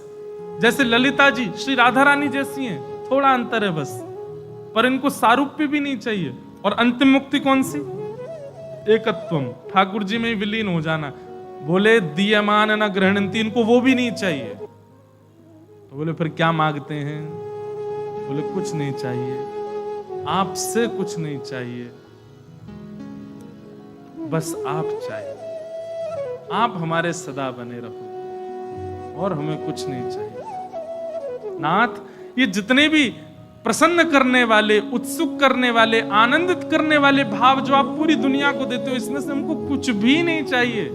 और एक और बात, ये यह भी नहीं मांगते कि आप हमें मिल जाओ, तो फिर क्या मांगते हैं? बोले बस आप ये स्वीकृति दे दो कि हमको आपने स्वीकार कर लिया। बस हमारी भक्ति, हमारे भजन, हमारे प्रेम से आप प्रसन्न हो, इस बात की बस एक बार हमको ये बता दो कि आपने हमको स्वीकार कर लिया। बस हम ये सुनकर के जीवन भर कहीं पड़े रहेंगे, लेकिन एक बार बस ये स्वीकृति दे दो कि आपने हमको स्वीकार कर लिया, हमारे भजन को स्वीकार कर लिया। मैया, भगवान देवूती माता कपिल भगवान कहते हैं, इस प्रकार के जो भक्त होते हैं, जो मुक्ति की भी कामना नहीं करते, केवल एक कामना रखते हैं कि मैं केवल एक बार प्रकट होकर के कह दूं कि हाँ तुम मुझे प्रिय हो, ऐसी भावना रखने वाले ये मुझे बहुत प्रिय हैं। और बोले, मैया ने पूछा ऐसा प्रेम किसके चित्त में है? तब भगवान कहते हैं यथा व्रज गोपिकाना, व्रज की गोपियां, जिन गोपियों को 11 वर्ष 56 दिन के बाद भगवान ने सैकड़ों वर्षों का वियोग दे दिया, लेकिन उसके बाद भी गोपियां कभी ठाकुर जी से लड़ती नहीं, झगड़ती नहीं, नित्य प्रेम में, भाव में रह करके ठाकुर जी को याद करती। ऐसे गोपी भाव में जब आप परिवर्तित होंगे, मैंने बोल तो दिया है आज बहुत ज्यादा गोपी भाव, गोपी भाव, गोपी भाव। जिसको समझ में आ गया हो अच्छी बात, नहीं समझ में आया हो तो कोई बात नहीं, पर जिसके समझ में आ गया हो वो लग जाओ इस भाव में। अगर आपका सर्वधन ब्रजमंडल है, सर्वधन वृंदावन बिहारी लाल हैं, सर्वधन राधा वल्लभ राधा रमण लाल हैं, वृंदावन ही गति, वृंदावन ही रति, वृंदावन ही सर्वस्व बन चुका है, तो फिर इस भाव में परिवर्तित हो जाओ। कोई कामना नहीं, कोई अभिलाषा नहीं, कोई जिज्ञासा नहीं, केवल आप राजी रहो नाथ।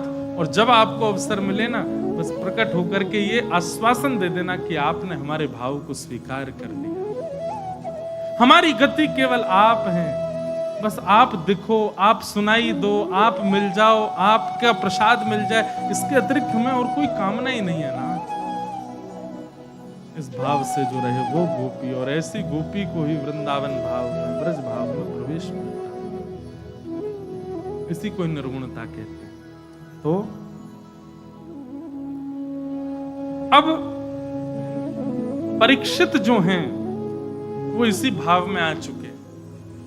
अब उनको ये भय ही नहीं है कि 7 दिन में मेरी मृत्यु, 7 दिन बाद मुझे तक्षक सर्प डसेगा, कोई चिंता नहीं। वे तो कह रहे हैं विस्तार से मुझे कृष्ण लीला सुनाओ, कृष्ण लीला में डुबो दो। ना भोजन की इच्छा, ना स्वयं की इच्छा, ना जलपान की इच्छा, बस केवल और केवल कृष्ण श्रवण की इच्छा मन में है। अब मुझे कृष्ण कथा सुनाओ। और जब ये स्थिति देख लेते हैं तब सुखदेव जी महाराज परीक्षित को कृष्ण कथा में लेकर के जाते हैं। बोलो वृंदावन बिहारी लाल की जय। तो भैया आज रात रात का समय है सबके पास, कल दिन दिन का समय है, थोड़ा बहुत निश्चित ही अपने चित्त को गोपी भाव में परिवर्तित करो। हाथों में इच्छा प्रकट हो स्पर्श की, नेत्रों में इच्छा प्रकट हो दर्शन की, कानों में इच्छा प्रकट हो श्रवण की, जिह्वा में इच्छा प्रकट हो रसस्वादन पान की, पैरों में इच्छा प्रकट हो नर्तन की या फिर ठाकुर जी की सुंदर परिक्रमा की। इस प्रकार के भावों में व्यवस्थित होगे, गोपी भाव में आ जाओगे, तब ठाकुर जी प्रकट होंगे। कहाँ? चित्त में। वे श्याम सुंदर को मथुरा जाने की आज्ञा दे देती हैं। क्यों? क्योंकि निर्गुण स्वभाव है। जिस श्याम सुंदर से जीवन है उनको भी रोकने का कोई अभिप्राय गोपियों ने नहीं किया। हमारे पूज्य पिताजी महाराज कथा में कहते हैं कि मथुरा से वृंदावन इतना दूर नहीं है, गोपियां दिन में जाके रोज मिलके आ सकती हैं ठाकुर जी से, लेकिन फिर भी नहीं गई, क्योंकि निर्गुण है। और जब तक ये निर्गुणता नहीं आए जीवन में तब तक गोपी भाव ना बने, और जब तक गोपी भाव ना बने विश्वास मानिए आप वृंदावन को पहचान नहीं पाओगे, वृंदावन को जान नहीं पाओगे। वृंदावन को जानने का मतलब केवल एक क्षेत्रफल की बात मत समझ लीजिएगा। वृंदावन जब कह दिया जाता है तो वृंदावन माने श्री राधा युक्त वृंदावन, श्री कृष्ण युक्त वृंदावन, श्री यमुना युक्त वृंदावन, ब्रजवल्लरी युक्त वृंदावन, वृक्षवल्लरी युक्त वृंदावन, रज युक्त वृंदावन, ब्रजवासी युक्त वृंदावन, गोवर्धन युक्त वृंदावन। वृंदावन कहते सब आ जाते हैं, हाथी के पांव में सबके पांव। वृंदावन को न समझ पाने का मतलब किसी को नहीं जान पाओगे आप, और वृंदावन के लिए निर्गुणता चाहिए। एक क्लास की रिक्वायरमेंट होती है, एक यूनिवर्सिटी की रिक्वायरमेंट होती है, इतने डिग्री चाहिए, इतने परसेंटेज होने चाहिए, ऐसी ड्रेस होनी चाहिए, इतनी क्वालिफिकेशन होनी चाहिए, तब जॉब मिलती है। ऐसे वृंदावन के लिए निर्गुणता होनी चाहिए। नैर्गुण्य भाव यदि चित्त में नहीं है, अब निर्गुण भाव पर क्या बताएं। वृंदावन के भाव के ऊपर अभयदास नाम के एक भक्त हुए, उन्होंने इतने सुंदर सुंदर भाव लिखे हैं वृंदावन के।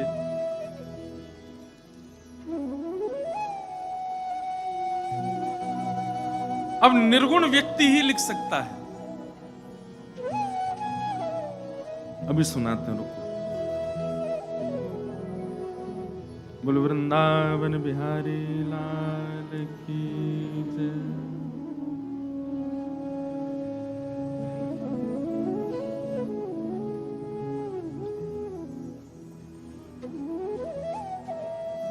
वृंदावन में सब धन्य हैं। वृंदावन शतक में लिखा है, यत्र प्रविष्टो सकलोपि जंतु आनंद सच्चित घनताम उपैति। वृंदावन में प्रवेश करने के बाद हर वस्तु पवित्र है, हर वस्तु श्याम सुंदर का स्वरूप है। अब आप लिख रहे हैं, धन धन वृंदावन के बंदर। क्यों? आन कान काहू नहीं माने, लूटे सबके अंतर।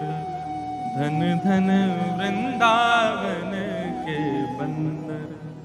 हमारे पूज्य नाना जी पंडित श्री कृष्णलाल शास्त्री जी, वो कहते, लाला जा रहस्य को कोई समझ ही नहीं पायो, जे बंदर सामान्य नहीं है। मैंने कि तो नाना जी कौन है? तो मैं नाना जी कहते, बोले ये बंदर हम लोगन को आज्ञा दे रहे हैं। बोले भैया वृंदावन में आए हो तो उन नेत्रन से ठाकुर जी को देखो जो नेत्र ठाकुर जी ने आपको दिए। ये एक्स्ट्रा 2 नेत्र काई को लगा के आओ, हमारे बंदर चश्मा ले जाएं। बोले ऊपर से काई को तुमने आंख लगा ली है, जो ठाकुर जी की वास्तविक आंख है उनसे देखो। अब ये निर्गुण व्यक्ति ही सोच सकता है, सामान्य व्यक्ति इस बात का विचार नहीं करेगा। सामान्य व्यक्ति तो दोष ही देखेगा, अरे राम बड़े खतरनाक बंदर, भाई चश्मा निकाल लो।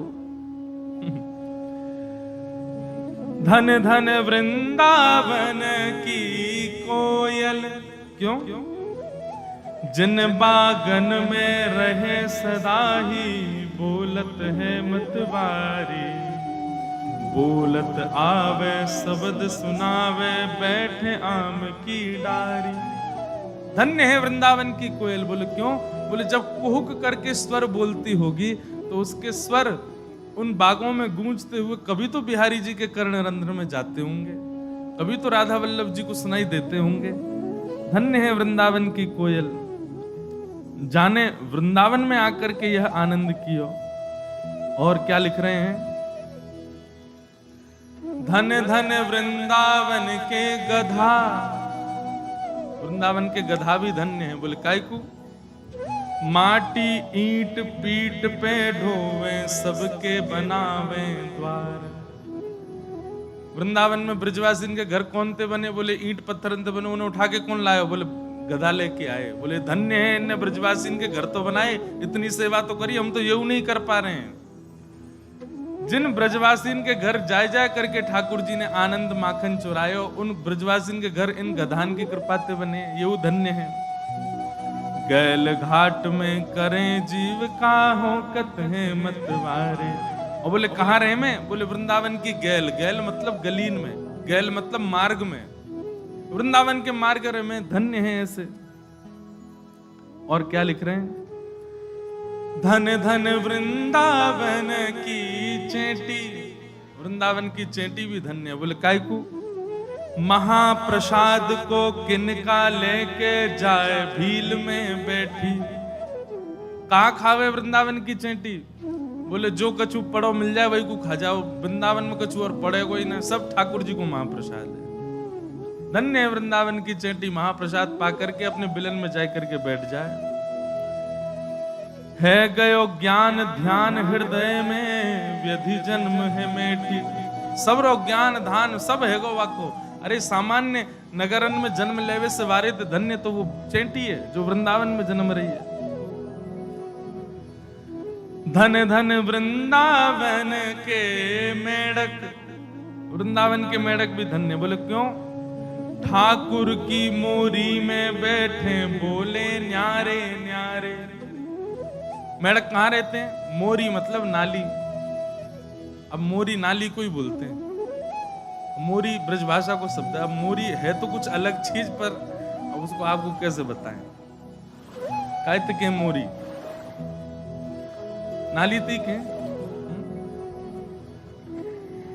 हमारे पुराने घर में कहो करते सब, जहां भोजन करेगा बर्तन धरे जाए, वहां को नाम रखो हमने मोरी। सब कहते कहाँ है? बोले मोरी पे धरिया। अब हम मोरी कैसे समझाऊं मैं, कहा रहे? अब नाली समझ लो।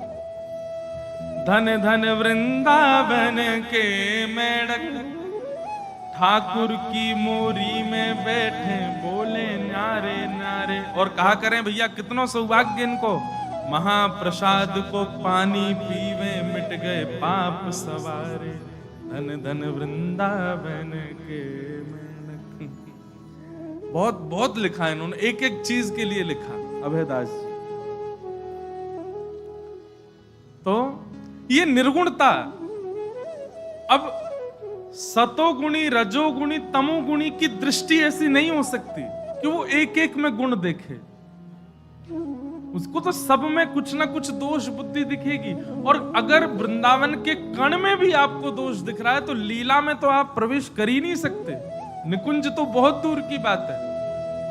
ठाकुर जी कहते हैं फिर मुझ पे तो बहुत प्रश्न चिन्ह उठा दोगे तुम।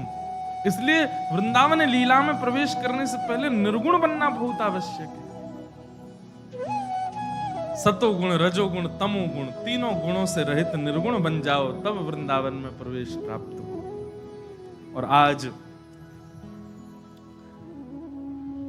श्री परीक्षित जी महाराज निर्गुण हो गए, क्योंकि परीक्षित जी को अब अपने देह की सुध के लिए किसी अन्य वस्तु की आवश्यकता नहीं है।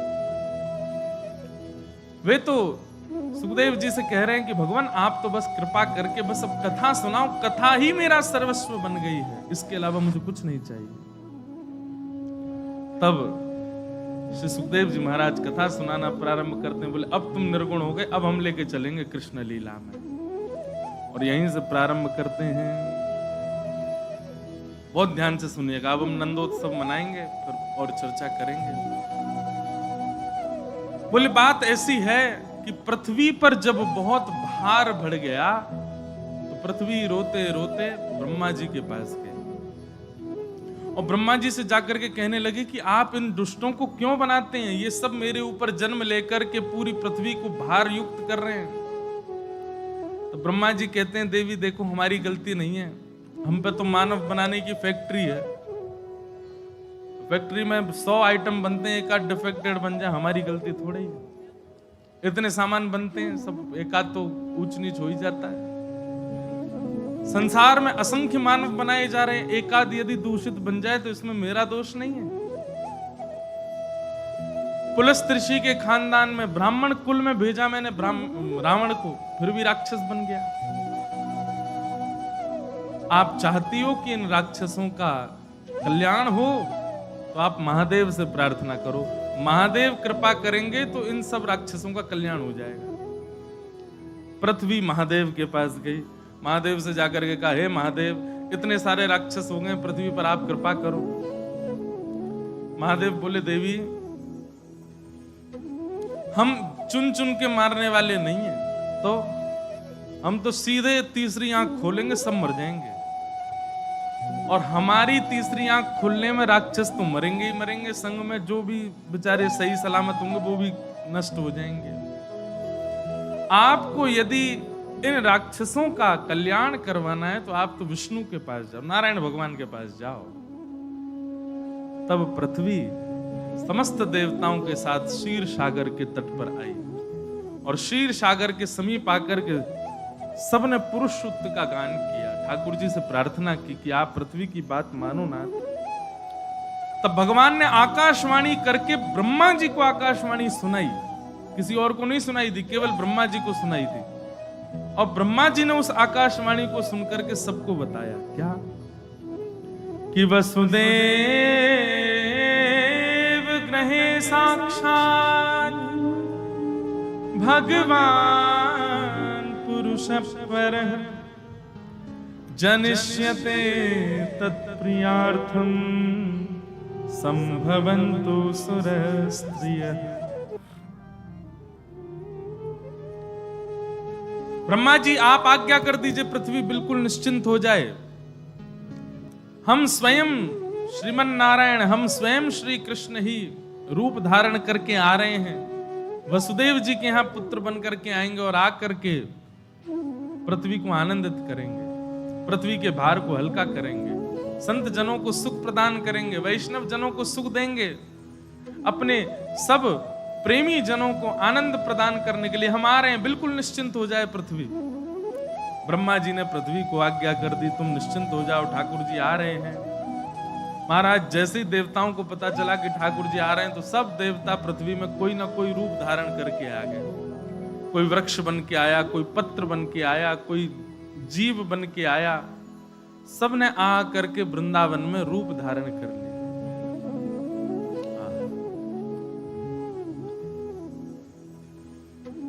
भगवान आ रहे हैं, ऐसे ठाकुर जी ने आज्ञा की। अच्छा एक बात यहां पर आती है, ठाकुर जी किसके लिए आते हैं? क्या राक्षसों के लिए आ रहे हैं ठाकुर जी? नहीं, एक राक्षस के राक्षसत्व को नष्ट करने की भावना से ठाकुर जी नहीं आ रहे हैं। ठाकुर जी के आगमन के पीछे उद्देश्य देखो, राक्षसत्व जो है वो ठाकुर जी चाहें तो राक्षस जन्म ही नहीं लेगा, लेकिन भक्त के जो हृदय में प्रेम होता है वो ठाकुर जी के लिए एक नई बात है, नए भाव है। हमारे अंदर जो अवगुण होते हैं ठाकुर जी को वो सब पता है, पर हमारे अंदर जो ठाकुर जी के प्रति गुण होते हैं, ठाकुर जी के प्रति प्रेम होता है, वो ठाकुर जी को नवीन लगता है। और ठाकुर जी नवनीत चोर हैं, नवीन के चोर हैं। पुरानी वस्तु को व्यवस्थित करने के लिए कोई नहीं, नई वस्तु को देखने और पहचानने के लिए सब आते हैं। ठाकुर जी भी केवल भक्त वैष्णवों के चित्त में विराजमान जो नवीन प्रेम है हमारा ठाकुर जी के प्रति, उसको देखने के लिए आते हैं। इसीलिए मैं निवेदन किया करता हूं, नित्य अपने ठाकुर जी की सेवा में कुछ नवनीत प्रस्तुत करो, कुछ नया प्रस्तुत करो। सुबह इतने बजे आरती कर देना, इतने बजे श्रृंगार करना, ठाकुर जी को उठा के बैठा देना, फिर उसके बाद नियमित रूप से 40 साल से जैसी सेवा चली आई वैसी करना, तो वो केवल नियम रह पाएगा, वो सेवा नहीं बनेगी। नियम सेवा में परिवर्तित कब होगी? जब उसमें कुछ ना कुछ नवीन हो, कुछ ना कुछ नया हो। जैसे कि छोटे बालक के प्रति माँ क्या करती है? सेवा का भाव रखती है। छोटा बालक है, अभी चल फिर नहीं पाता, तो उसको रोज नया नया सजाएगी, कभी उसके बालों को ऐसे कर देगी, कभी 2 चोटी बना देगी, कभी कुछ पहना देगी, कभी कुछ। तो नवीन जब करती है तो सब देखने के लिए लालायित रहते हैं, आज उसका बालक कैसा लग रहा होगा, आज उसका पुत्र कैसा दिख रहा होगा। और बालक भी अपने आप ही सुंदर सुंदर होता है। अब जो मैया एक से ही कपड़ा पहनावे, एक से ही तरीका से बालक को रखे, तो बालक भी फिर सामान्य सा ही लगता है। कुछ नवीनता आनी चाहिए। आप यदि एक ही भाव से जैसी चली आ रही वैसी सेवा कर, तो वो नियम माना जाएगा, सेवा नहीं। सेवा में तो नित्य नूतन, नित्य नया, कुछ ना कुछ भाव।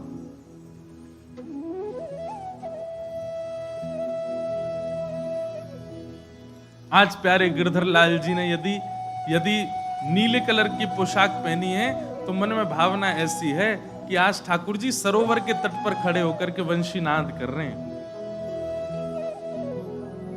आज ठाकुर जी ने यदि हरे कलर की पोशाक पहनी है, तो मन में भावना ऐसी है कि ठाकुर जी सघन कुंज में विचरण कर रहे हैं। ठाकुर जी ने श्वेत वर्ण के वस्त्र धारण किए, तो इसका मतलब आज ठाकुर जी रात्रि में पूर्णिमा के चंद्रमा बन करके जाएंगे, श्वेत श्वेत पहन करके जाएंगे, खुद ही चंद्रमा बन करके जाएंगे, लीला करेंगे। इस प्रकार की भावना नित्य नूतन चित्त में आती है। अरे कहां तक कहें, जो मालाएं धारण करते हैं ना ठाकुर जी, वह भी गिनती की जाए तो इतनी मालाएं, मतलब इतने भक्त ठाकुर जी के हृदय से लगे हुए हैं। मालाएं, कोई ठाकुर जी श्रृंगार आभूषण नहीं पहनते, उसमें भावना ये रहती है कि इतने भक्तों को हृदय से लगा करके ठाकुर जी बैठे। ऐसी नवीन नवीन नूतन नूतन भावना जब सेवा में आती है, तब वो सेवा कहलाती है। नहीं तो वो केवल नियम रह जाता है, और नियम करने वाले को फल मिलता है, नियम करने वाले को पुण्य मिलता है, सेवा करने वाले को श्याम सुंदर मिलते हैं। नियम नहीं, सेवा करो।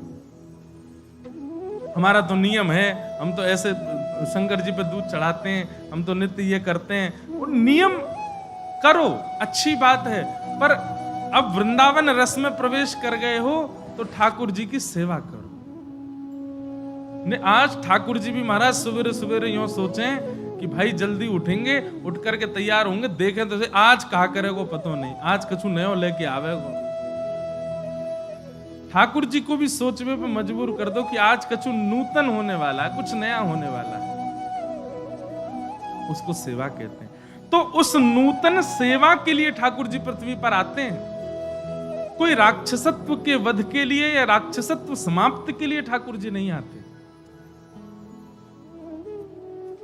मुख्य उद्देश्य वैष्णवों के भाव स्वीकार।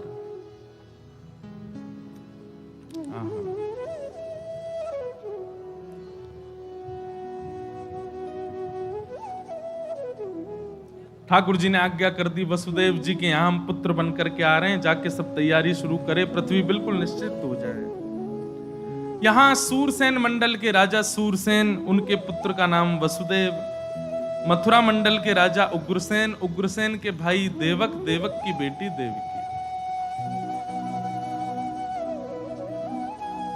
कंस अपनी चचेरी बहन देवकी का विवाह वसुदेव जी के साथ में करता है और उनको विदा करने के लिए ले जाता है। प्रसिद्ध कथा है, आकाशवाणी होती है, देवता सब। अच्छा देखो एक बात हमारी बहुत ध्यान सुनना, देवता केवल काम बनाते हैं ये नहीं है, बिगाड़ते भी हैं। आप नित्य देव पूजन करते हैं, नित्य देव आराधना करते हैं, तो इसका मतलब ये नहीं कि आपका सब बढ़िया ही बढ़िया होगा। कई बार अच्छा, लेकिन देव बिगाड़ते जरूर हैं, पर बिगाड़ते आपके भलाई के लिए ही हैं। कि आगे कुछ ऐसा होगा, उसके लिए अभी बिगाड़ना बहुत जरूरी है, अभी उसका बिगड़ना जरूरी। इसलिए देवता केवल मंगल ही मंगल करते हैं ये नहीं, कभी कभी बिगाड़ते भी हैं देवता। इसलिए निश्चिंत रहो उस भाव से। तो देवताओं ने क्या किया, आकाशवाणी करके बता दिया 8वां गर्भ काल होगा। देवकी को मारने के लिए तलवार निकाल ली, और जैसे ही वध करने लगा, वसुदेव जी ने चरण पकड़ करके कहा, हम सारे पुत्र आपको देंगे। उपस्थित मृत्यु को रोकना मानव का सर्वश्रेष्ठ धर्म है, ऐसा यहां पर वसुदेव जी कहते हैं।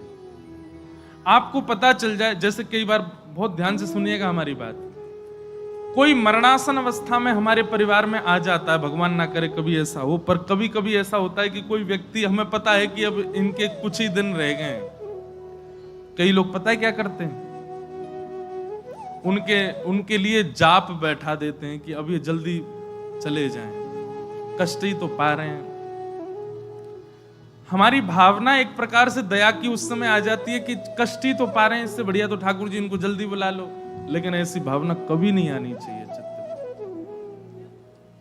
अंतिम समय तक हमको प्रयास करना चाहिए वो व्यक्ति सुरक्षित हो, वो व्यक्ति जीवित हो, वो व्यक्ति कैसे भी स्वस्थ हो, ऐसा श्री वसुदेव जी का कहना है। उपस्थित मृत्यु को रोकना, उपस्थित मृत्यु को टालना, उपस्थित मृत्यु को किसी भी प्रकार बचाने के लिए आपको किसी भी हद तक जाना पड़े जाओ, पर व्यक्ति का जीवन बचे ये प्रयास करो। अरे सब बातन पर ताली बजाने नहीं, सुन ही लो बस, हमें पता चल गया आप सुन रहे हो। बोलो वृंदावन बिहारी लाल की। तो वसुदेव जी ने देवकी मैया को बचा लिया, कंस को कह दिया हम सारे पुत्र देंगे। 6 पुत्र, पहला तो ऐसा बोलते हैं कि कंस ने उनको मुक्त कर दिया पहले तो पहले बालक होने पर कंस को जाकर के दिया, कंस ने उसको भी मुक्त कर दिया। तब नारद जी ने जाकर के कंस की बुद्धि घुमा दी, तो कंस ने उस पहले बालक को मार के दोनों को फिर कारागृह में डाला कि अब बाकी के सारे बच्चे भी मुझे यहीं से मिलते जाएंगे, मैं वध करता जाऊंगा। 6 बालकों को कंस ने मार दिया। 7वें बालक के रूप में श्री बलराम जी आए, भगवान ने योग माया से कहकर के उनको स्थानांतरित करवाया, और 8वें बालक के रूप में भगवान श्री कृष्ण पधारे। देवकी मैया के गर्भ में जब से ठाकुर जी आए, इतनी सुंदर लगती है मैया। वर्णन आता है, कई वैष्णवों ने वर्णन किया है कि कंस पहले से ही मंत्रियों को कहकर के जाता है, सुनो हम नीचे जा रहे हैं देखने कारागृह, तुम मेरे संग चलो। क्यों? देवकी को देखते ही मेरे अंदर दया आ जाती है, देवकी को देखते ही मेरे अंदर करुणा आ जाती है, देवकी को देखते ही मेरे नेत्र सजल हो जाते हैं। जैसे ही मैं ऐसा होने लग जाऊं, मुझे खींच लाना वहां से, क्योंकि मेरा शत्रु मायावी बालक जन्म लेने वाला ना, वो माया का जाल फैला रहा है मेरे चित्त पर, मुझे दयालु बना रहा है। बंधुओं, ये कोई कहने वाली बात नहीं है, ये बहुत बहुत स्पष्ट बात है। जिनके चित्त में ठाकुर जी होते हैं, जिनके वास्तविक हृदय में ठाकुर जी होते हैं, उनकी उपस्थिति, उनका दर्शन, उनका बोलना, उनका आपके सामने आ जाने मात्र से कई आपके दुर्भाव ऐसे होते हैं, वो अपने आप ही नष्ट होने, आपके बिना क्रिया के नष्ट होने लगते हैं। आपने अनुभव किया होगा, किसी महापुरुष के आपने वचनामृत सुन लिए, और जिस काम को न करने के लिए पूरा परिवार पीछे पड़ा था 10 साल से, आप नहीं छोड़ रहे, पर उस महापुरुष की एक वाणी सुनकर के आपने छोड़ने का तुरंत मन बना लिया, नहीं ये मुझे नहीं करना है। हम तो ऊधमी बालक हैं, हम तो कुछ करते डरते हैं नहीं। हमारे संपर्क में कितने सारे बच्चे हैं, कितने सारे लोग हैं, कथा सुनने आए और कथा सुनने के बाद वो बोले महाराज जी इतने दिन से कुछ नहीं छोड़ा, अब सब छोड़ छाड़ दिया। अभी जयपुर में ही एक बालक मिला, वो उसकी माता जी बोली महाराज जी कोई हम अपनी प्रशंसा मत कर रहे, कल से आप भी अपने बालक ले आओ, ये नहीं करता, ये नहीं करता, आप देख लो इसको, ऐसा कुछ नहीं है। किसी किसी पर ठाकुर जी रीझ जाते हैं। तो बोली कि महाराज जी हमारा ये बालक है, और ब्याह हो गया था बालक का, बालक भी थे उसके भी।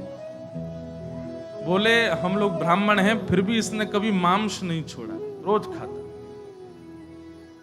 मैंने कि फिर बोले इसने महाराज जी एक बार कहीं गलती से कथा सुन ली, उसके बाद में फिर इसको अच्छा लगा तो इसने और सुनी। और सुनी कब? उसके जीवन में कोई बहुत खतरनाक समय आया कि वो विचलित हो गया, तब उसने कथा सुनी। कथा 3 प्रकार के लोग सुनते हैं। पहले रसिक, जिनको कथा में अच्छा लगता है, जिनको ठाकुर जी से प्रेम है, वो सुनते हैं। दूसरे, जिनका कहीं समय नहीं निकल रहा, वो कथा सुनते हैं। क्या करें, टाइम पास कहीं तो हो, वृंदावन आए, अब घूम घाम लिए, अब कहां जाएं, 2 दिन और रुकना है तो सुन लो कथा। और तीसरे, वो जो अपने जीवन से बड़े परेशान हैं, क्या करें, अब कहीं उत्तर नहीं मिल रहा तो कथा में आ जाते। 3 प्रकार के लोग होते हैं। बोले कथा सुनी महाराज जी, मैंने कहा अब? बोले अब महाराज जी 1.5 वर्ष हो गया है, स्वयं ठाकुर जी की सेवा घर में ले आया, बिल्कुल। बोले मांस तो बहुत दूर की बात, प्याज लहसुन भी नहीं खाता, कंठी माला गले में धारण कर ली। अब कथा प्रारंभ होती है, इसके नेत्र सजल हो जाते हैं, ऐसे भाव में रहता है, दिन रात कीर्तन करता है, ब्रह्म मुहूर्त में उठ जाता है, रात्रि में जल्दी सो जाता है, कोई व्यसन नहीं, कोई गलत नहीं। बोले हमने खूब रोका इसको, कितने साल तक इसको डांटते रहे, नहीं मानी हमारी बात। एक बार कथा सुनी, अब बिल्कुल मंगल हो गया। मन में भाव आता है कि मेरे चाहने से भी मैं चाहूं कि भाई ये सुधर जाए, नहीं सुधरेगा। चित्त में बैठे हुए ठाकुर जी अपने आप ही चुन लेते हैं कि भाई इसको सुधारना है, वो सुधर ही जाएगा फिर, बिना किसी प्रयास के। अच्छा, तो मैं मूल बात क्या कह रहा था वो सुनो। जिसकी उपस्थिति से, जिसके दर्शन से, जिसके वचनामृत से, जिसके सामने आ जाने से आपके बिना प्रयास के ही आपके अवगुण नष्ट हो जाएं, तो ये बात निश्चित है कि उस व्यक्ति के चित्त में ठाकुर जी तो है, क्योंकि उसकी उपस्थिति आपको अपने आप सुदृढ़ बना रही है, अपने आप सुंदर बना रही है। उसके वचनामृत आपके हृदय को अपने आप झकझोर रहे हैं कि नहीं, तुझे ये छोड़ना ही है। और मैं कथाओं में कहा करता हूं, जिसके सामने असत्य बोलने में भी आपको घबराहट होती हो, जिसके सामने संकोच लगता हो, जिसके सामने थोड़ी ऐसी बात होती हो कि नेत्र उठा करके बात ना करने की मन में भाव आ रहे हैं कि नहीं हम मिला ही नहीं पाएंगे नेत्र, निश्चित है कि वह व्यक्ति, आप उसके चित्त के ठाकुर जी आपसे रीझ गए और वो आपका कल्याण करने के भाव से हैं, इसीलिए आपकी ऐसी स्थिति हो रही है। कंस की भी यही हालत हो रही है। वो देवकी को जब देखने जाता है तो मंत्रियां भी उन पे कोई प्रभाव नहीं होता, पर जब कंस देवकी को देखता है तो कंस के नेत्र सजल हो जाते हैं, हृदय में प्रेम भराता है, दया भराती है।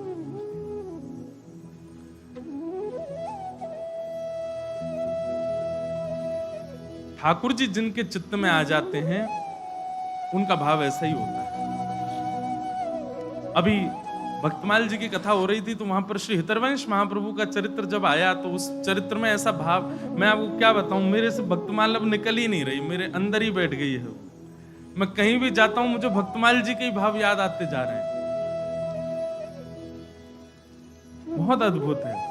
तो भक्तमाल जी के भाव में एक बात बताई थी कि जब श्री हितरवंश महाप्रभु अपनी मातृ गर्भ में आए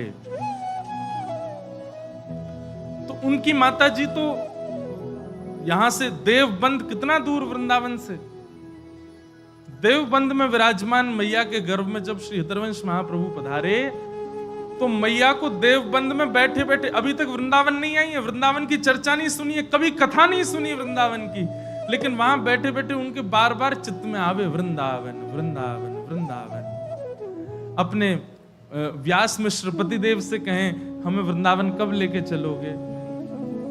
कभी एकांत में भी बैठती हैं तो चिंतन करती हैं, कैसी सुंदर लता गुल्म होंगी, कैसे सुंदर वृक्ष होंगे, कैसी यमुना जी होंगी। अरे हमने सुना वृंदावन में श्री कृष्ण रहे, वे चलते रहे होंगे तो वहां की रज की धूली कैसी होगी, वहां का वातावरण कैसा होगा, वहां का मौसम कैसा होगा।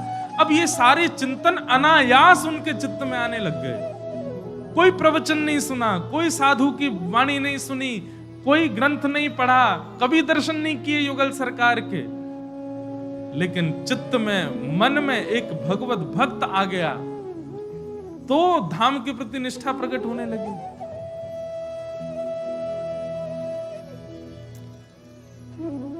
भजन केवल अपने कल्याण के लिए नहीं करना है, ध्यान से सुनिएगा। नाम जप केवल अपने कल्याण के लिए नहीं करना है। कई बार आप जब नाम जप करते हैं, भजन करते हैं, तो आपके रूप में, स्वरूप में, वाणी में ऐसा आभा मंडल आ जाता है कि वो ना जाने कितनों का कल्याण करता है। भले ही आपका ना हो, लेकिन आपके भजन करने से, आपकी साधना करने से, आपका भक्ति भाव में रहने से आप कितने लोगों से मिलकर के कितनों का जीवन परिवर्तित कर रहे हैं, आपको नहीं पता होता। भैया, नाम और भजन तो माध्यम ढूंढता है, कल्याण किसका करना है ये आप भी नहीं जान पाओगे। कई बार तो आपके नाम जप से, आपके भजन से आपका ही नहीं हुआ, लेकिन जिससे आप मिले उसका हो गया।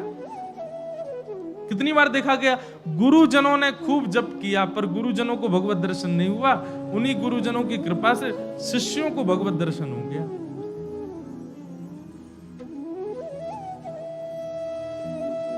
तो ठाकुर जी गर्भ में आए हैं, देवकी का रूप अत्यंत मनमोहक है, कंस के दुष्टता को नष्ट कर देता है। वो कंस भावुक हो जाता है देवकी को देख करके, तब मंत्री आदि उसको खींच के ले जाते हैं, बोले चलो महाराज यहां से दूर चलो, और जैसे दूर जाता है तुरंत उसका भाव। अच्छा, अब दूसरी बात सुनो, वहां भक्त प्रहलाद, उनके संकीर्तन करने से संकीर्तन में आए जितने लोग थे सब भजन करने लगे, लेकिन वहां पर जैसे ही हिरण्यकश्यप आया, हिरण्यकश्यप पर कोई प्रभाव नहीं हुआ।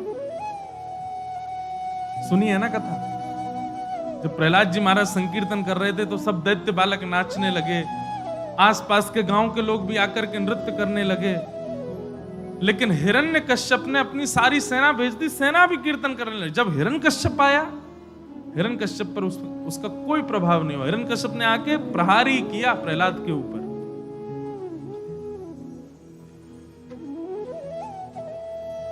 हमारे पूज्य नाना जी एक बात कहते थे, बोले ऐसा क्यों हुआ?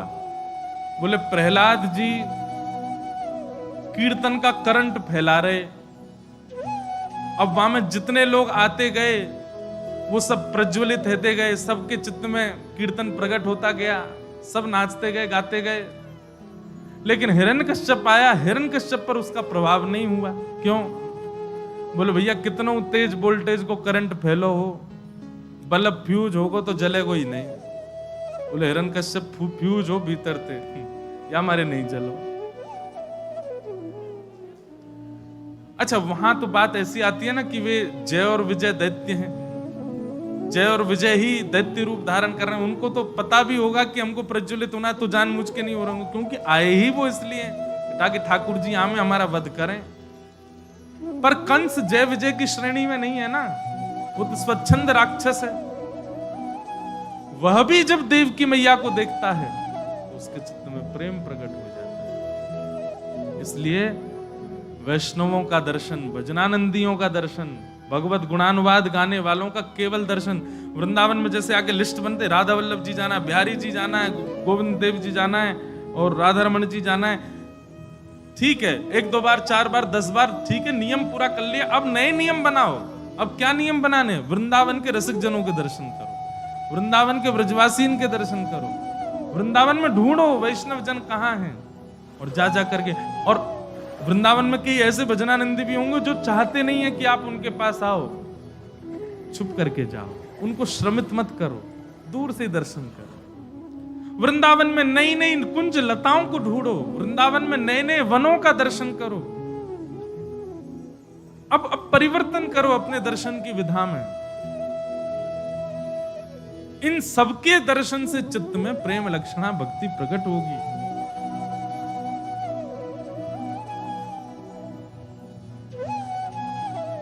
कंस की स्थिति ऐसी है, भादों का महीना आया, धीरे धीरे भगवान गर्भ में आ चुके हैं। भादों का महीना, मंदम मंदम जलधारा, मंदम मंदम जलधारा गिर रही है आकाश से। मंदिराचल पर्वत पर जितने भी चंदन की सुगंधित लकड़ियां हैं, उनकी सुगंधी को पवन अपने में समेट करके बह रही है। श्रीमद् भागवत जी में वर्णन है कि जब ठाकुर जी का प्रादुर्भाव हुआ, उस समय का काल कैसा है, उस समय का वातावरण कैसा है कि अत्यंत दुखित व्यक्ति को भी सुख का अनुभव हो रहा है, अत्यंत पीड़ित व्यक्ति भी सुख का अनुभव कर रहा है। सबको ऐसा लग रहा है कि आज का दिन तो बहुत अच्छा है, आज की रात्रि बहुत बढ़िया है। सबको भोजन में सुख मिल रहा है, शयन में सुख मिल रहा है, आनंद मिल रहा है, सब गहरी निद्रा में सोए हैं। ऐसा वातावरण हो गया चारों ओर। तभी कंस के कारागृह में एक दिव्य तेज प्रकट हुआ और देवकी मैया के गर्भ से शंख चक्र गदा पद्मधारी श्रीमन नारायण ही बाल रूप में प्रकट हुए। बोलो बाल कृष्ण लाल की। सब लोग नेत्र बंद करके दर्शन करो। तमद्भुतम बालकमंबुजक्षणं चतुर्भुजं शंख गदायुधायुधं श्रीवत्सलक्ष्मं गलसौभकौस्तुभं पीतांबरं सांद्रपयोदसौभगम्। एक बात इस पूरे श्लोक की व्याख्यान में आपको ध्यान में रखनी है कि ठाकुर जी जब प्रकट हुए हैं तब ठाकुर जी चतुर्भुज में आए, पीतांबरी पहन के आए, कौस्तुभ मणि पहन के आए, लेकिन ठाकुर जी बड़े रूप में नहीं आए, बालक के रूप में ही आए, छोटे से बालक। कोई चित्रकार बनावे, मैं तो ऐसे ऐसे भाव बनाता हूं, चित्रकार बना भी लाते हैं। कोई छोटे से बालक, नेक्स्ट से लाल जी शंख चक्र गदा पद्म, मोटे मोटे गद मदरा से हाथन में ठाकुर जी के में शंख चक्र गदा पद्म लगे भये हैं, और नेक्स्ट सी पीतांबरी ठाकुर जी ने पहनी है, गले में छोटी सी कौस्तुभ मणि धारण कर रखी है। ऐसे अद्भुत ठाकुर जी अपना श्रृंगार करके चतुर्भुज रूप धारण करके मैया के गर्भ से प्रकट भये। आहा, माता देवकी और वसुदेव जी ने ठाकुर जी को प्रणाम किया। अच्छा, एक बात बताएं आपको,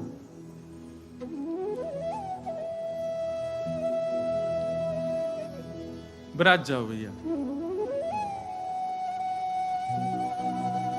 अभी विराज जाओ।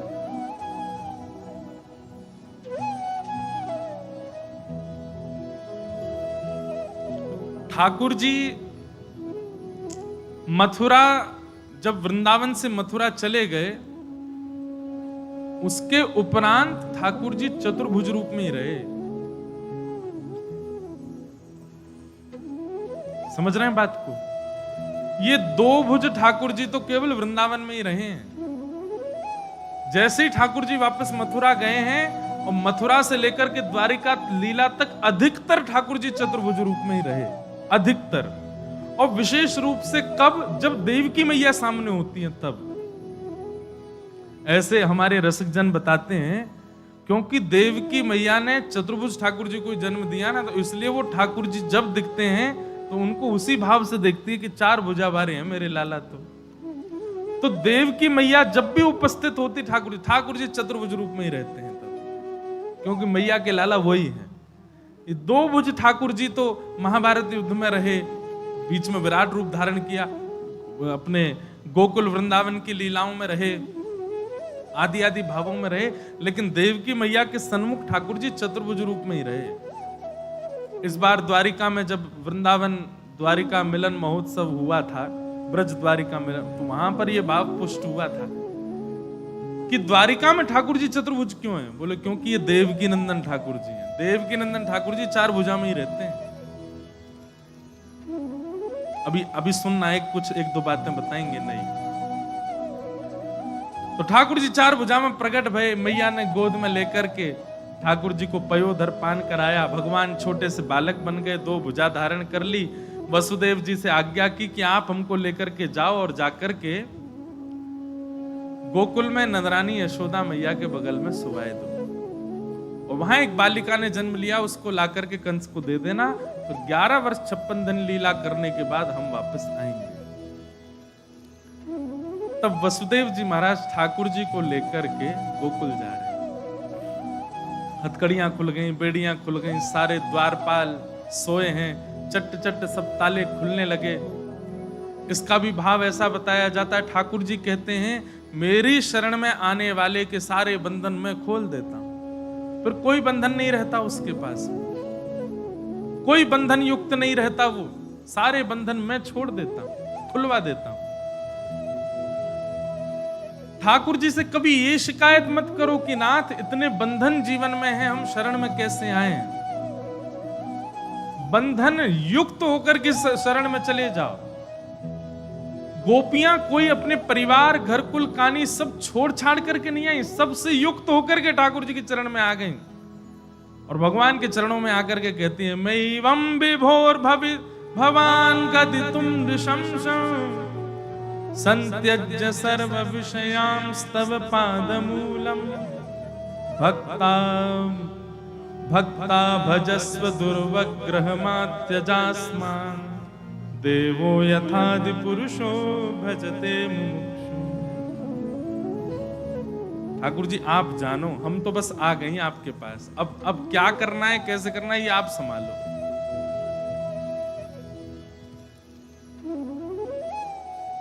आप एक बंधन ही बता सकते हो ठाकुर जी को, लेकिन ठाकुर जी तो आपके सारे बंधन जानते हैं, इसलिए एक भी मत बताओ, बस चले जाओ, सब अपने आप खोल देंगे ठाकुर जी, अपने आप करेंगे सब।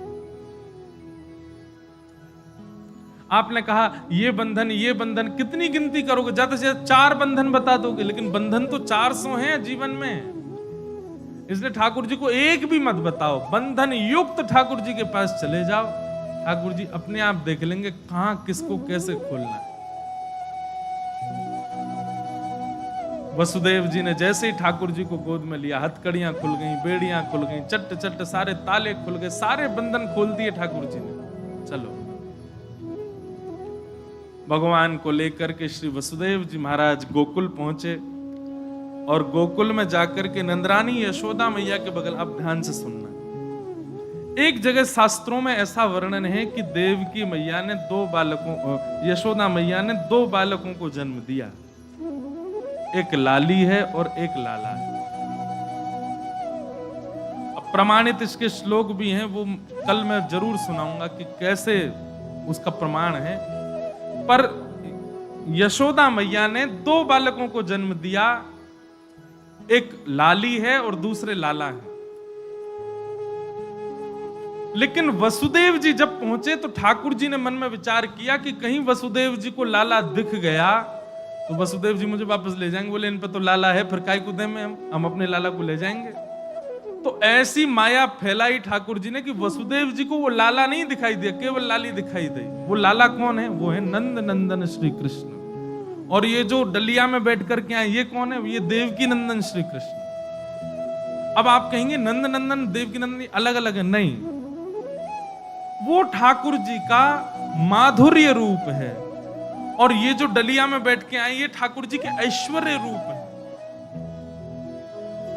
वो वृंदावन चंद हैं, ये द्वारिकाधीश हैं, ये मथुराधीश हैं, दोनों में कोई अंतर नहीं है, एक ही है। लेकिन केवल वो जो स्वरूप है वो पादमेकम न गच्छति, वृंदावनम परित्यज, वृंदावन छोड़ के एक पग भी बाहर नहीं जाता, वो जो स्वरूप है ठाकुर जी का।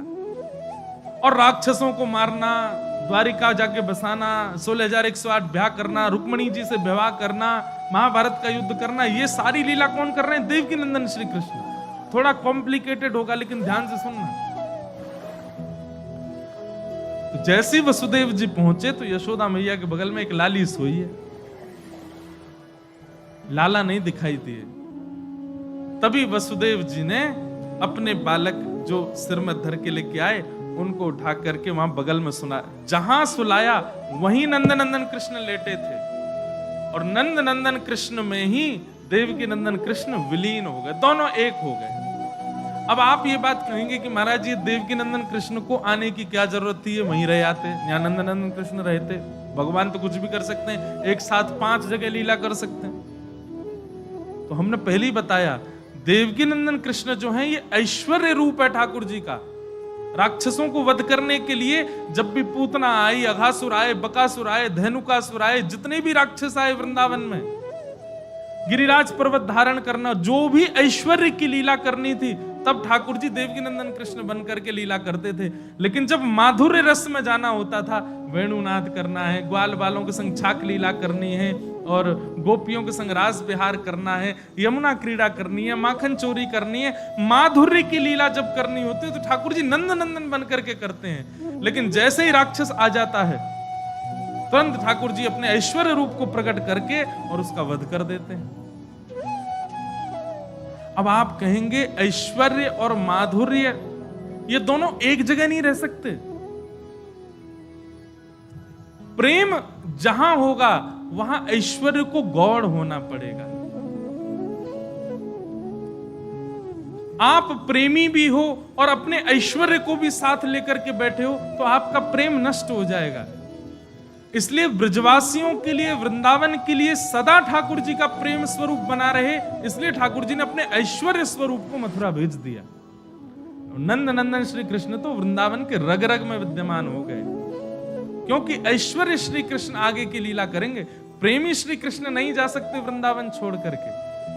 अब ब्रह्मा जी की छाक लीला में जो ब्रह्मा जी ने विघ्न डाला, उस समय भी तो ये लीला हुई। वहां तो भागवत जी में ऐसा वर्णन भी आता है कि भगवान श्री कृष्ण ने जब देखा कि मेरे सारे ग्वाल बालों का हरण हो गया तो ठाकुर जी रोए। अब वो देवकी नंदन ऐश्वर्यवान कृष्ण नहीं रो रहे हैं, वो नंद नंदन कृष्ण रो रहे हैं। और तभी नंद नंदन कृष्ण ने विचार किया कि ये मेरे ग्वाल बाल कहीं का बहुत देर तक तो ढूंढते रहे। थोड़ी देर बाद ठाकुर जी ने अपने ऐश्वर्य रूप को देखा। ऐश्वर्य रूप से जब देखा तब पता चला ब्रह्मा ने